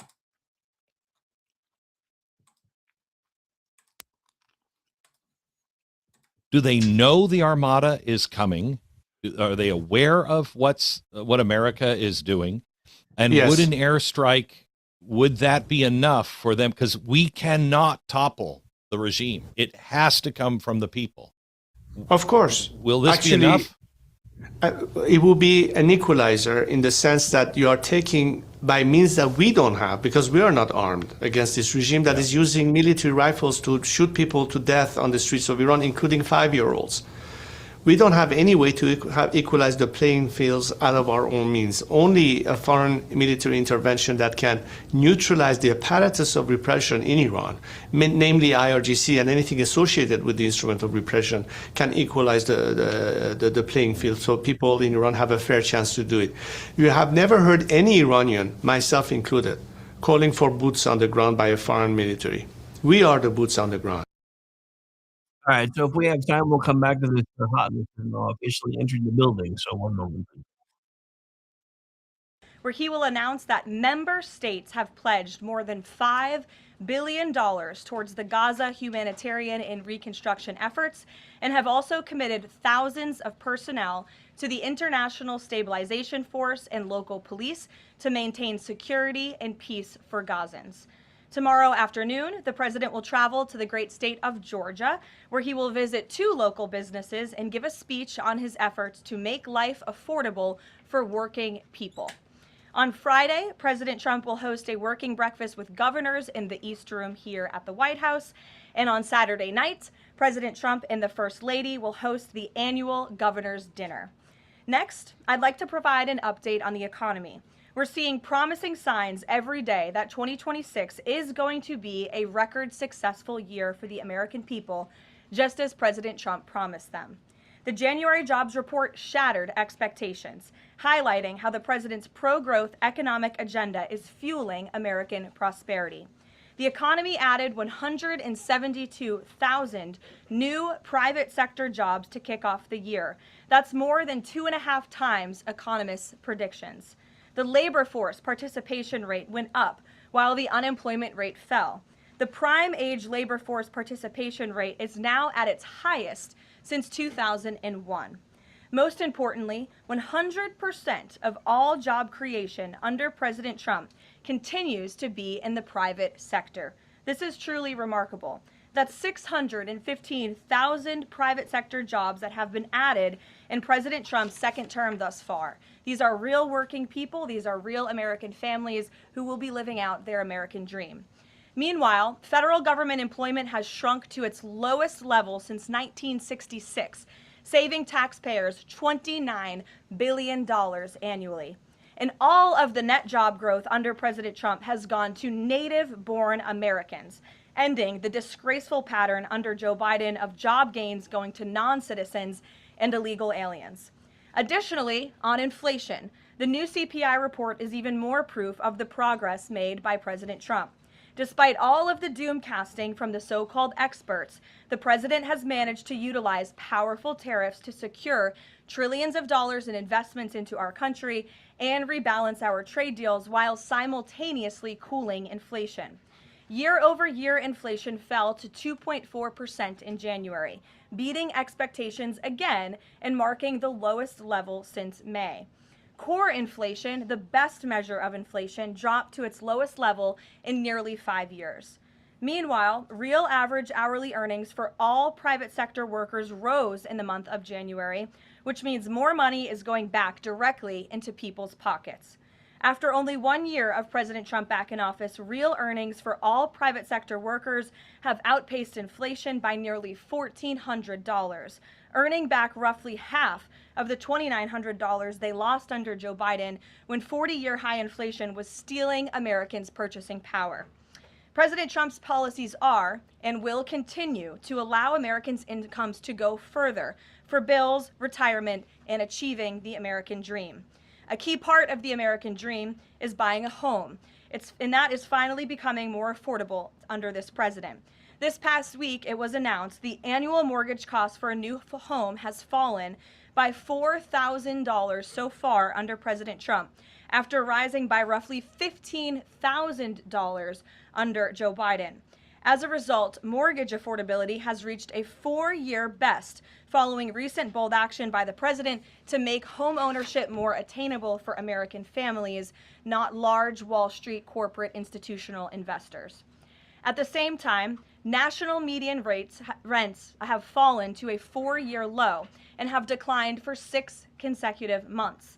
The annual rental cost for a new rental unit has fallen nearly $100 so far under President Trump, after rising more than $3,000 under Joe Biden. And many are crediting that to the president's deportation efforts to remove illegal aliens from our communities and therefore from housing that should be used for American citizens. At the grocery store, the price of eggs, dairy, cheese, fresh fruit, apples, oranges, potatoes, tomatoes, and butter have fallen since President Trump took office, and he is continuing to fight for even lower prices at the grocery store for the American consumer. At the gas pump, fuel prices are down by almost 10% over the past year. The average national price for a gallon of regular gas is now less than $3 and is approaching $2.70 in some states, and much lower than that in many states across the country as well. We've seen in several states gas is under $2 a gallon. And at the pharmacy, prescription drug prices are down over the past year, with even more price relief ahead for American patients, thanks to President Trump's most favored nation drug pricing deals and the great healthcare plan, which he is calling on Congress to pass as soon as possible. What President Trump wants Americans to understand is that this is only the start and the best is yet to come. The historic success that we have seen since he took office is just the beginning of enormous growth and opportunity that we are about to witness. And I know the president looks forward to hitting the road and being with the great people of Georgia tomorrow to talk about just this. So with that, today, I know there's a lot of news. I will open it up to take your questions, and we're going to start, as always, with our new media seat, the great Michael Graham from Inside Sources. Thank you for being here, Michael. Thank you for having us, and thanks from our 200 newspaper partners around the country. So you mentioned gas. We didn't mention natural gas. And back where you live, your friends and family are paying among the highest prices for natural gas to heat their home, and for electricity generation, the #1 source of power across New England. The cheap gas is in Pennsylvania. The 2 highest places to buy gas in the country, New York City and Boston. The problem is the blue states will not allow the gas to travel to produce electricity or to reach customers. When President Trump first came back in office, there was some talk, him and Governor Hochul in New York possibly reaching a deal. When will consumers in the Northeast feel relief from President Trump's energy policies, and what can he do about state objections to expansion of infrastructure? Then I have a quick follow-up. Sure, absolutely. Well, the president has promised all Americans across the country, and in particular in the Northeast, where we do face much higher costs of electricity and of energy, unfortunately, because of the Democrat policies in the area. From the federal government's perspective, the president and the National Energy Dominance Council, Secretaries Wright and Burgum, are doing all we can when it comes to federal permitting.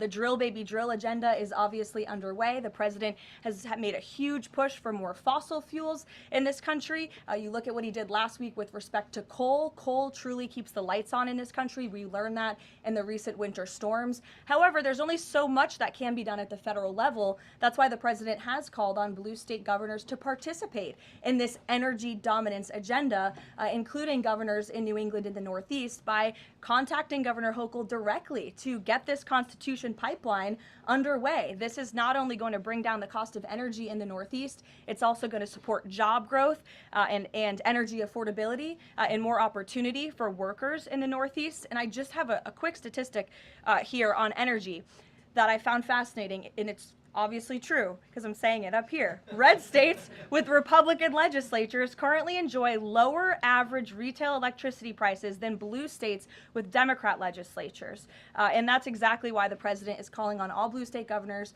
across New England and the Northeast to get on board. Let's bring prices down for all Americans, whether they live in a red or a blue state. So right down the street from your alma mater, San Anselmo College is talking about building an ICE facility that's causing a lot of political agita in New Hampshire, and for the Republican governor, Kelly Ayotte, seems to be some miscommunications argued on both sides. Even Republican supporters of Trump who live in the town say, we're not sure we want this. What's your message to the folks in New Hampshire about this proposed ICE facility? The message is that illegal immigration, while the border is secure, is still a problem across our entire homeland. And the previous administration allowed nearly 20 million illegal aliens from countries all over the world into our country. And the president and Secretary Noem have done a phenomenal job at deporting. Nearly 3 million illegals have left the country either through deportation or self-deportation over the past year. But obviously there are a lot more illegal alien criminals left in our homeland. That includes in New England. There are many within our communities in New Hampshire, in Maine, and definitely in Massachusetts and in the Boston suburbs that need to be arrested, detained, and deported back to their home countries. And so the president and Secretary Noem, and I know ICE, are engaged with local governors across the whole country, including in New Hampshire, to open more detention facilities. This is an unfortunate consequence of the previous administration's border invasion that the president has thankfully put a stop to, but of course we still need to grapple with the illegal alien criminals who are here, and that requires more detention space. Thank you, Michael. Garrett. On Iran, I'm not asking you for like military secrets here, but can you You share? know I would be so unwise. Unless you want to give them. Can you share a little bit about the president's thinking on whether or not to strike Iran, who he's talking to, what information he's consuming, and why a strike might be necessary on a nuclear program he says was obliterated by the last U.S. strike? Well, there's many reasons and arguments that one could make for a strike against Iran. The president had a very successful operation as commander-in-chief with Operation Midnight Hammer, as you know, as you just said, totally obliterated Iran's nuclear facilities. The president has always been very clear, though, with respect to Iran or any country around the world, diplomacy is always his first option, and Iran would be very wise to make a deal with President Trump and with this administration. He's talking to many people. Of course, his national security team, first and foremost, and you know who the members of that team are.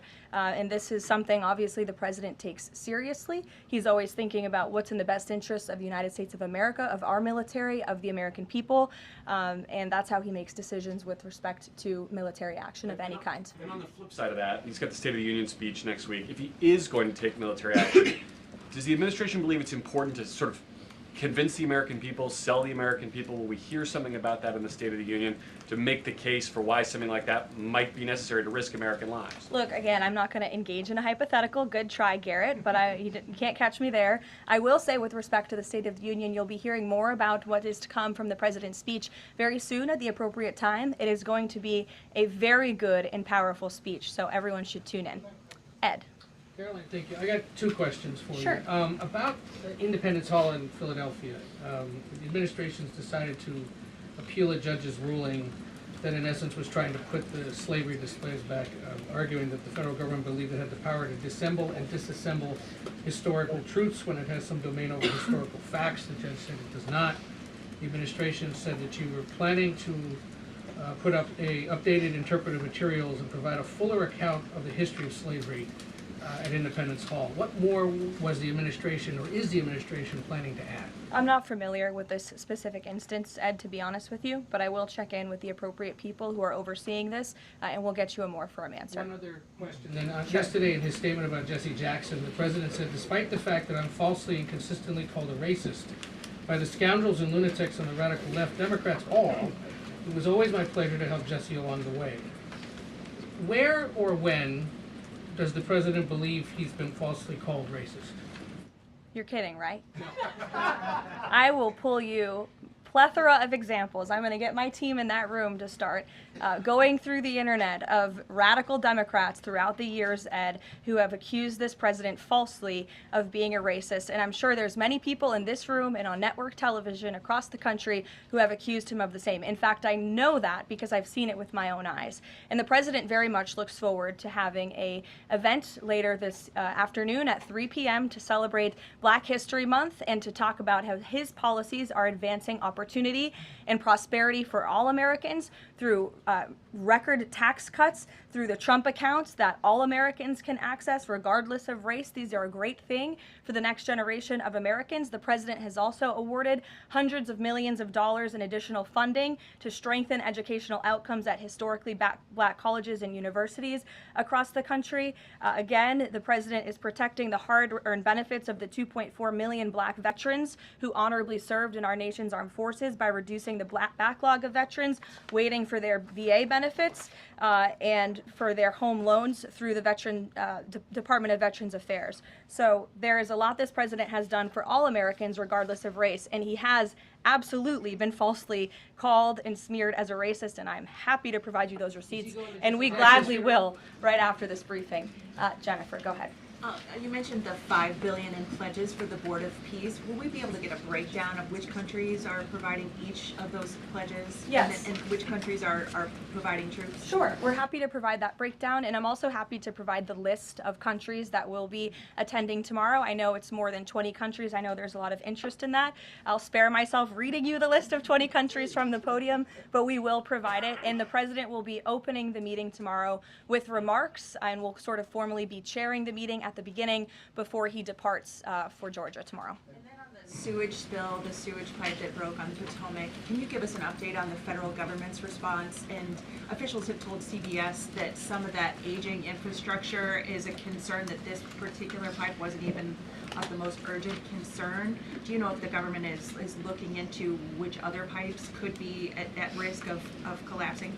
Well, the next step in this process is for any of the three local jurisdictions involved, whether that's the Commonwealth of Virginia, the state of Maryland and Governor Moore, or the District of Columbia, to step forward and to ask the federal government for help and to ask for the Stafford Act to be implemented here so that the federal government can go and take control of this local infrastructure that has been abandoned and neglected by Governor Moore in Maryland for far too long. In fact, it's no secret that Maryland's water and infrastructure have been in dire need of repair. Their infrastructure has received a nearly failing grade in the 2025 report card from the American Society of Civil Engineers. This is the same grade they've received 5 years earlier. There has been no improvement under the leadership of Governor Moore. He's clearly shown he's incapable of fixing this problem, which is why President Trump and the federal government are standing by to step in. And for all of the environmentalists in the room and across the District of Columbia, let's all hope and pray that this governor does the right thing and ask President Trump to get involved, because it will be an ecological and environmental disaster if the federal government does not step in to help. But of course, we need the state and local jurisdictions to make that formal request. That's part of the legal process to move forward. Peter. So you said that any of the three Democrats just need to ask. A few minutes ago, Maryland's Governor Wes Moore asked. He said, if the president wants me to ask nicely, our response is this: please, Mr. President, do your job. To which I say, I'll ask the president and we will provide you with the next steps. But in all seriousness, the federal government has been preparing plans. The White House has been in contact with FEMA, with the Army Corps of Engineers, with the Environmental Protection Agency. Again, we've been standing by. This is a problem we want to fix, not just for the federal government, but for everyone who lives in the District of Columbia, including all of you. So you're welcome. To your point about that, there are a lot of events coming up for America 250. The president wants people from all over to come to the nation's capital. Is he worried that by the summer, the Potomac River will still smell like poop? He is worried about that, which is why the federal government wants to fix it, and we hope that the local authorities will cooperate with us in doing so. Steve. What will the $5 billion be used for in Board of Peace, and will that be sort of a down payment for much more money? You'll be hearing more about that tomorrow at the meeting. If you recall, at the first meeting when we were in Davos, Jared Kushner did provide a very detailed PowerPoint presentation for for the vision of Gaza, the reconstruction and the humanitarian efforts, of course, providing local security on the ground. That will be part of the discussion tomorrow, is how can we maintain security? First, you must achieve security to get to prosperity, which is sort of the second part of this plan. So you'll be hearing more about that tomorrow, but I would just point out $5 billion worth of investment. We're talking about reconstructing Gaza. I remember when those words came from the president's lips in the East Room many months ago, and all of you in the press were bewildered at how the president could have such an ambitious goal of rebuilding Gaza, which is obviously a place that has been just turmoiled by violence and chaos for many, many years. But we are well underway in doing that, and it's a historic accomplishment for this president. Secondly, is the president seeing enough progress in the Iran talks to let negotiations go a little further? I mean, where do things stand after yesterday's talks? I think you heard from the administration and the State Department yesterday that there was a little bit of progress made, but we're still very far apart on some issues. I believe the Iranians are expected to come back to us with some more detail in the next couple of weeks, and so the president will continue to watch how this plays out. Sure. Follow up on that. Thank you, Caroline. On these Iran talks, I mean, how much time is the president willing to give it before he is seriously maybe considering military action? Is he willing to give it that full 2 weeks? And has he given the Iranian officials a deadline on when he wants to see a deal? It's a fair question, Rachel, but I'm not going to set deadlines on behalf of the president of the United States. And then just one more on the shutdown. We're now in this partial shutdown over DHS funding. Has the president personally spoken to the Democratic leaders in Congress? Can we expect to see them at the White House to try to make a deal on this? Not to my knowledge. He hasn't had any direct conversation or correspondence with Democrat lawmakers recently. It doesn't mean he's not willing to. I'm just not aware of any conversations that have taken place. I do know the White House and the president's representatives have been in direct conversations with both Democrats and Republicans, but of course, Democrats are the reason that the Department of Homeland Security is currently shut down. They have chosen to act against the American people for political reasons, and now we have FEMA workers, the men and women of the United States Coast Guard, men and women of TSA who keep our airports moving, who will be working without paychecks for no good reason other than the Democrats wanting to pick a fight with Donald Trump. And the president thinks that is irresponsible and despicable. He wants the government to be open. We've been engaged in good faith negotiations with the Democrats. Last night they sent over a counter proposal that frankly was very unserious, and we hope they get serious very soon because Americans are going to be impacted by this. Sure. Thanks, Caroline. President Trump has talked about a forthcoming executive order on voter ID. Is there more details you can provide about for that? And can you talk about any steps that you're taking to overcome court challenges that you've kind of faced in this area before on voting? Well, as the president said in that Truth Social post, he's discussing and exploring legal options for a potential executive order with respect to voter ID, but this is something he's made very clear he wants Congress to get done. The Save America Act is a common sense piece of legislation that has now passed the House of Representatives to ensure that voter ID is a requirement in the United States of America. This is a common sense policy that nearly 90% of the country agrees with. You need an ID to go and purchase alcohol. You need an ID to go to the library and check out a book. And so the president thinks you should have an ID to vote in our nation's elections. And I know the vast majority of Americans agree with him on that. And he wants Congress to move quickly to get it done. Sure. On Cuba, you know, it's increasingly being described as a humanitarian crisis. What is a successful outcome for the U.S. that the U.S. wants to see in Cuba? Is there anything less than regime change that would be considered success? I think, as Secretary Rubio has articulated and the president himself, we obviously want to see flourishing and prosperous democracies all over the world, especially in our own hemisphere. I'm not dictating any actions the United States may take to get there, but of course that's in the United States' best interest to have Cuba be a truly free and prosperous democracy. Unfortunately, right now, that is not the case. They are a regime that is falling. Their country is collapsing, and that's why we believe it's in their best interest to make very dramatic changes very soon, and we'll see what they decide to do. Sure. Thank you so much. Following up on Gaza, this $5 billion, who exactly would be in charge of managing this money? Would that be the president himself making the final decisions on how these funds are spent?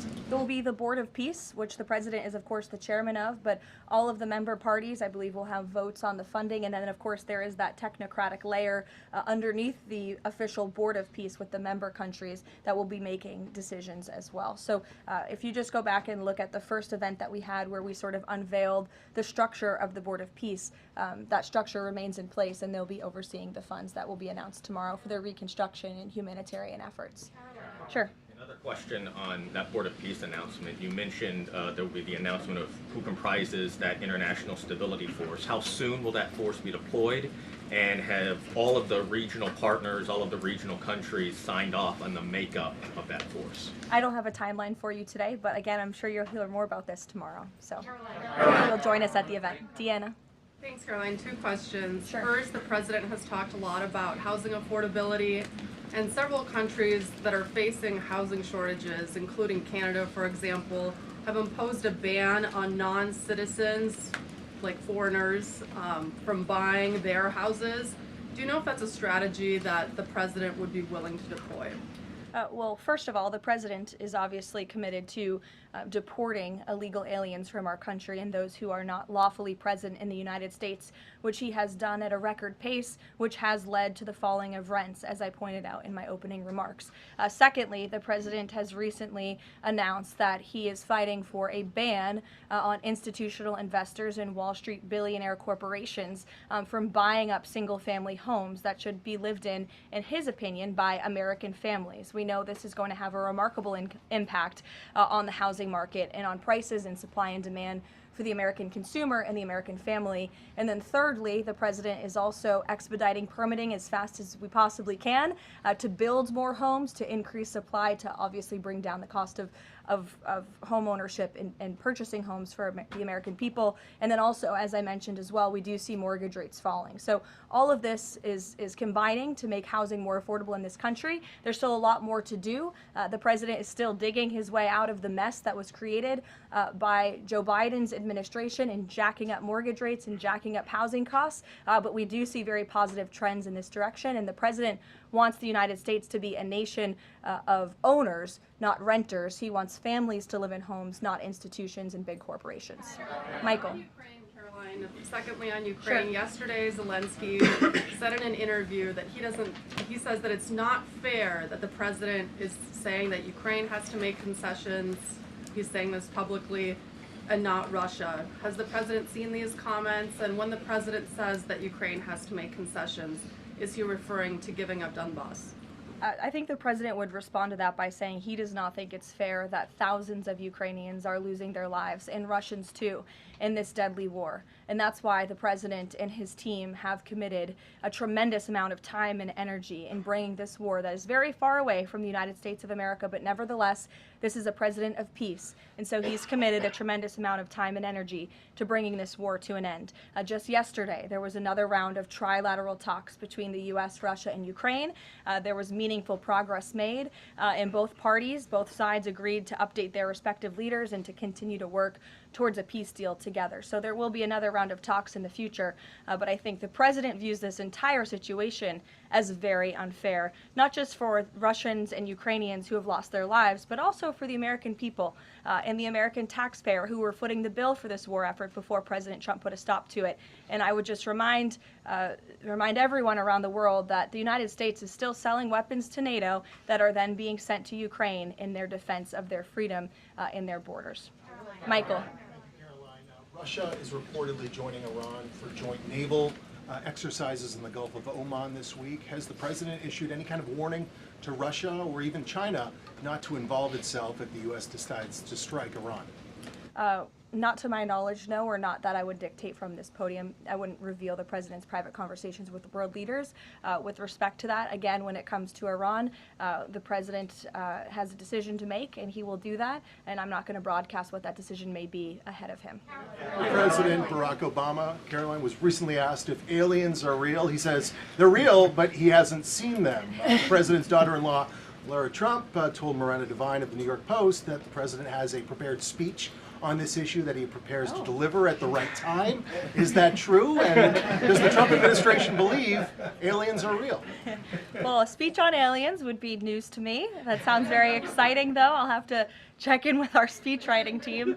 And that would be of great interest to me personally, and I'm sure all of you in this room, and apparently former President Obama, too. So we'll keep you posted on that. Tyler. The White House has touted an unprecedented amount of cooperation with counties in Minneapolis after the negotiations with Tom Homan. Are those written or verbal deals with the sheriff? How many have agreed to cooperate on immigration enforcement who previously refused to do so? Yeah, the last time I spoke with Mr. Homan, which was just a few days ago, he assured us that nearly every single county in the state of Minnesota has agreed to notify ICE when they are releasing criminal illegal aliens from their jails. This is an unprecedented level of cooperation that we have not seen. It has led to not only cooperation to detain illegal aliens in Minnesota, which just this past week I have looked at the list. They've detained some very heinous people who none of you would want living in your communities, but has also led to a much more calm situation on the ground. We've also seen, and you've seen this with your own eyes play out, the local police and the state police have now cooperated in the arrests of left-wing agitators and criminals who are unlawfully obstructing immigration enforcement in their efforts. So this is a huge win, and again, the president sent Mr. Homan to Minnesota to do a job, and he has done it well, and I think the situation on the ground proves that. Are those like written agreements that they've been signed by various officials in the state? These are agreements that have been made by state and local officials in the federal government, and we are seeing that cooperation play out every single day. These counties are notifying ICE when they are releasing. We'll be going into a bit of overtime as this continues. If you don't want to stay with this, make sure you head over to SHR Media's feed, where Mission Ready Men launches in about a minute or so. View it with your own eyes. We're going to stay with this till it's over. You mentioned two things, DHS closed and the SAVE Act IDs. Both of these could get solved in 15 minutes if Senate Leader John Thune simply got rid of this phony 60-vote cloture rule and got 51 votes, and that would be the end of it, because everyone in this room knows if the Democrats take over, they'll get rid of that rule in 90 minutes. They already tried it one time, and the two Democratic senators that stopped it are no longer there, Manchin and Sinema. President Trump is backing a lot of these senators for re-election, and yet they will not get rid of the 60-vote cloture rule, which is holding everything up. What is the president's position on John Thune in the Senate finally getting rid of this so this legislation can get moved? Well, the president has a good relationship with Senate Majority Leader John Thune. They keep in very close contact, and they work together all of the time.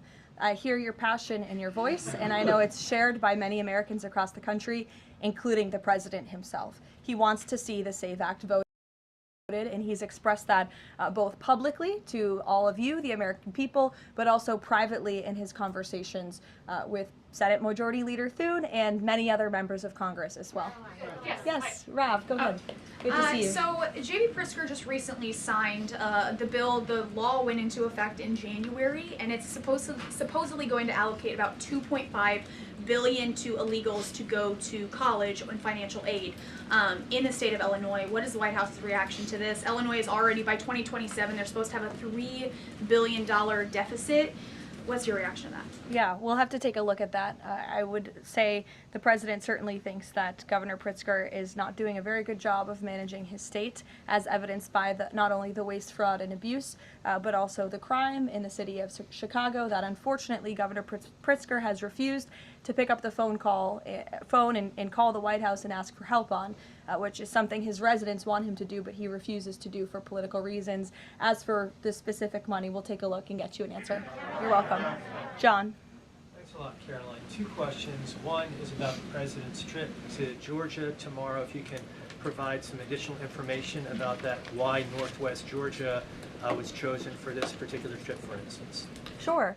Well, Georgia is obviously a very important state to the president and to the Republican Party, and the president loves the people of Georgia. He'll be touring, like I said, a steel facility, and then he'll also be stopping by another local business, and he will be giving remarks on affordability, on the economy, on all of the great economic news that I just shared with you earlier. He'll be meeting and greeting with everyday Americans, and that's what the president loves to do, to get out across the country, and he's spoken about his intention to go across the country a lot more, and obviously tomorrow's trip is evidence of that.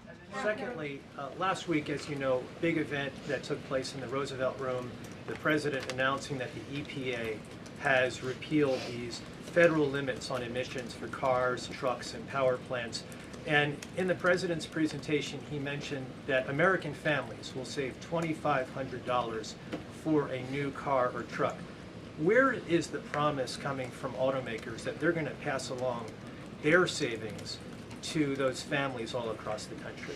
It's a great question, John. That was an economic analysis that was provided to the president, and I'd be happy to provide that to you so you can take a look yourself. But I'm glad you brought up the president's announcement last week, because this is one of the largest deregulatory actions ever taken in the United States of America. And overall, it's going to save our country $1.3 trillion in regulatory burdens that have really done nothing for our country, nothing for our environment, nothing for our economy. In fact, this announcement received widespread and bipartisan praise. I think I recall seeing the editorial board of the Washington Post, of all places, even commending the president and Administrator Zeldin for this historic action last week. So there's no doubt it is going to save the American consumer money, and I'd be happy to provide that specific economic analysis to you.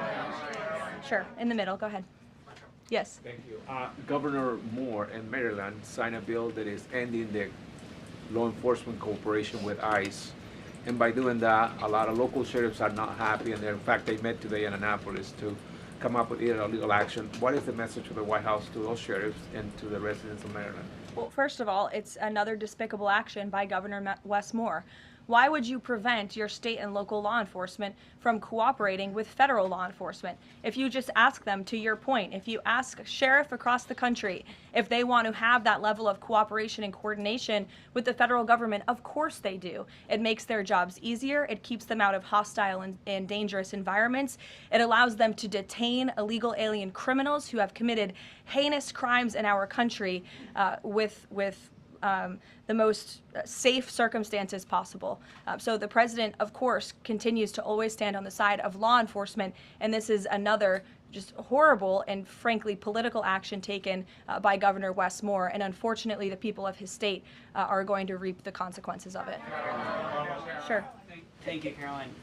President Trump just said on Trrs Social that it would be a big mistake for the UK to hand over control of Chagos Islands to Mauritius. But the State Department earlier this week has said that the U.S. does support that handover. So does this post now suggest that the U.S. does not, or that President Trump had changed his mind on this? The post should be taken as the policy of the Trump administration. It's coming straight from the horse's mouth. When you see it on Truth Social, you know it's directly from President Trump. That's the beauty of this president and his transparency and relaying this administration's policies to all of you and to the rest of the world. Carrie, go ahead. There's been a series of walkouts from public school students that have been sort of provoked by a number of public school administrators.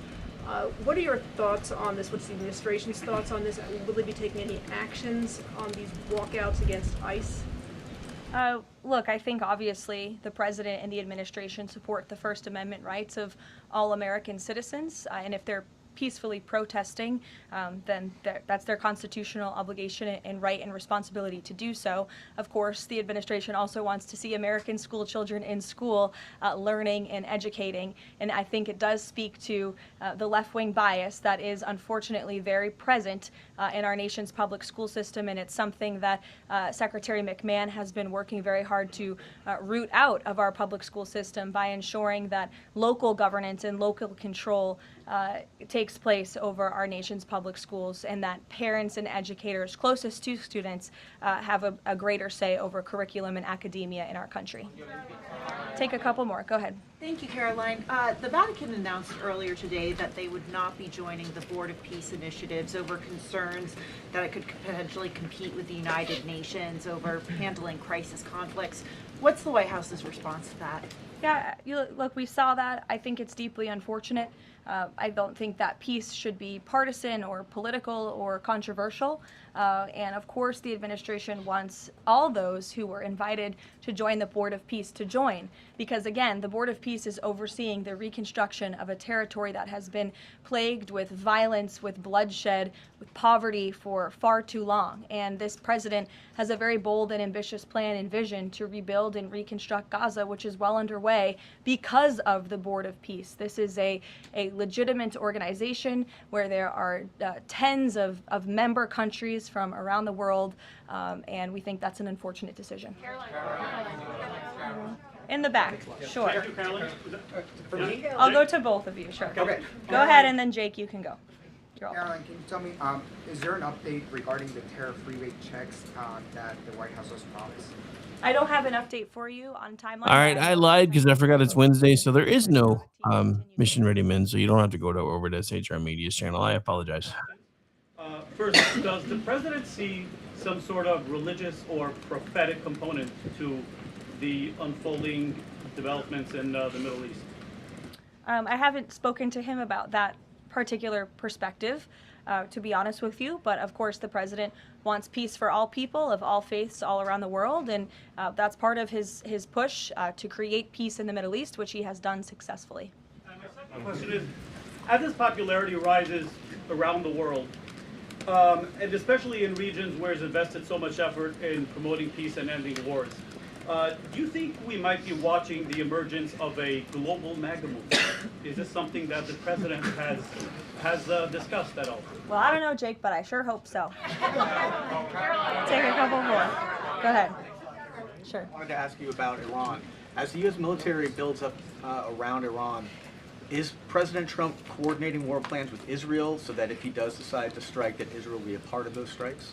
Look, I don't have any specifics on the president's recent conversations with Israel. As you know, Prime Minister Netanyahu was just here at the White House last week or the week before. But again, with respect to Iran, there was some progress made yesterday. There are still a lot of details to discuss, and we'll continue to see how this plays out. You know, the United States government, of course, is always in close communication and correspondence with the state of Israel, and that starts right at the top with the president and Prime Minister Netanyahu themselves. One more. Go ahead.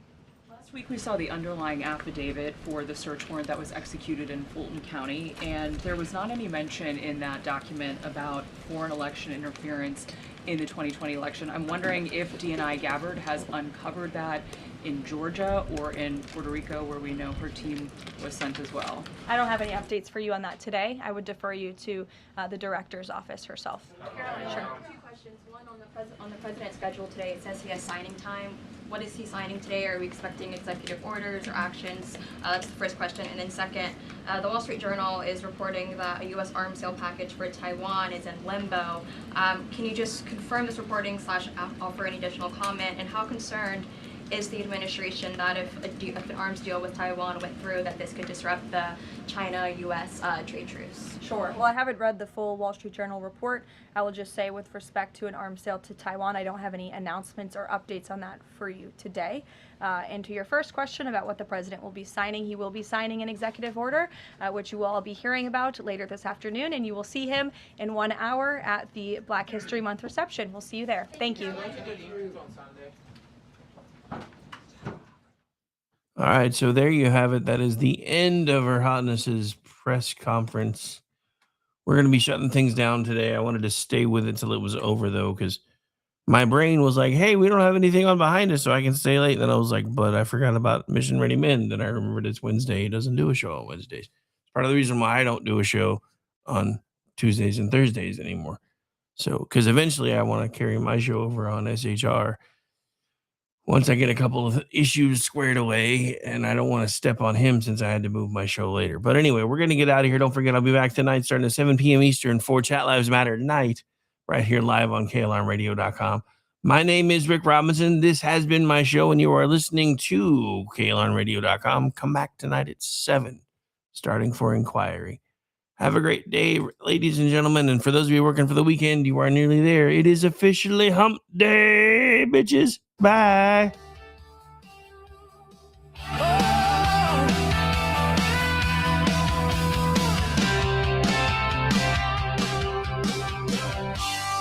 Say goodnight.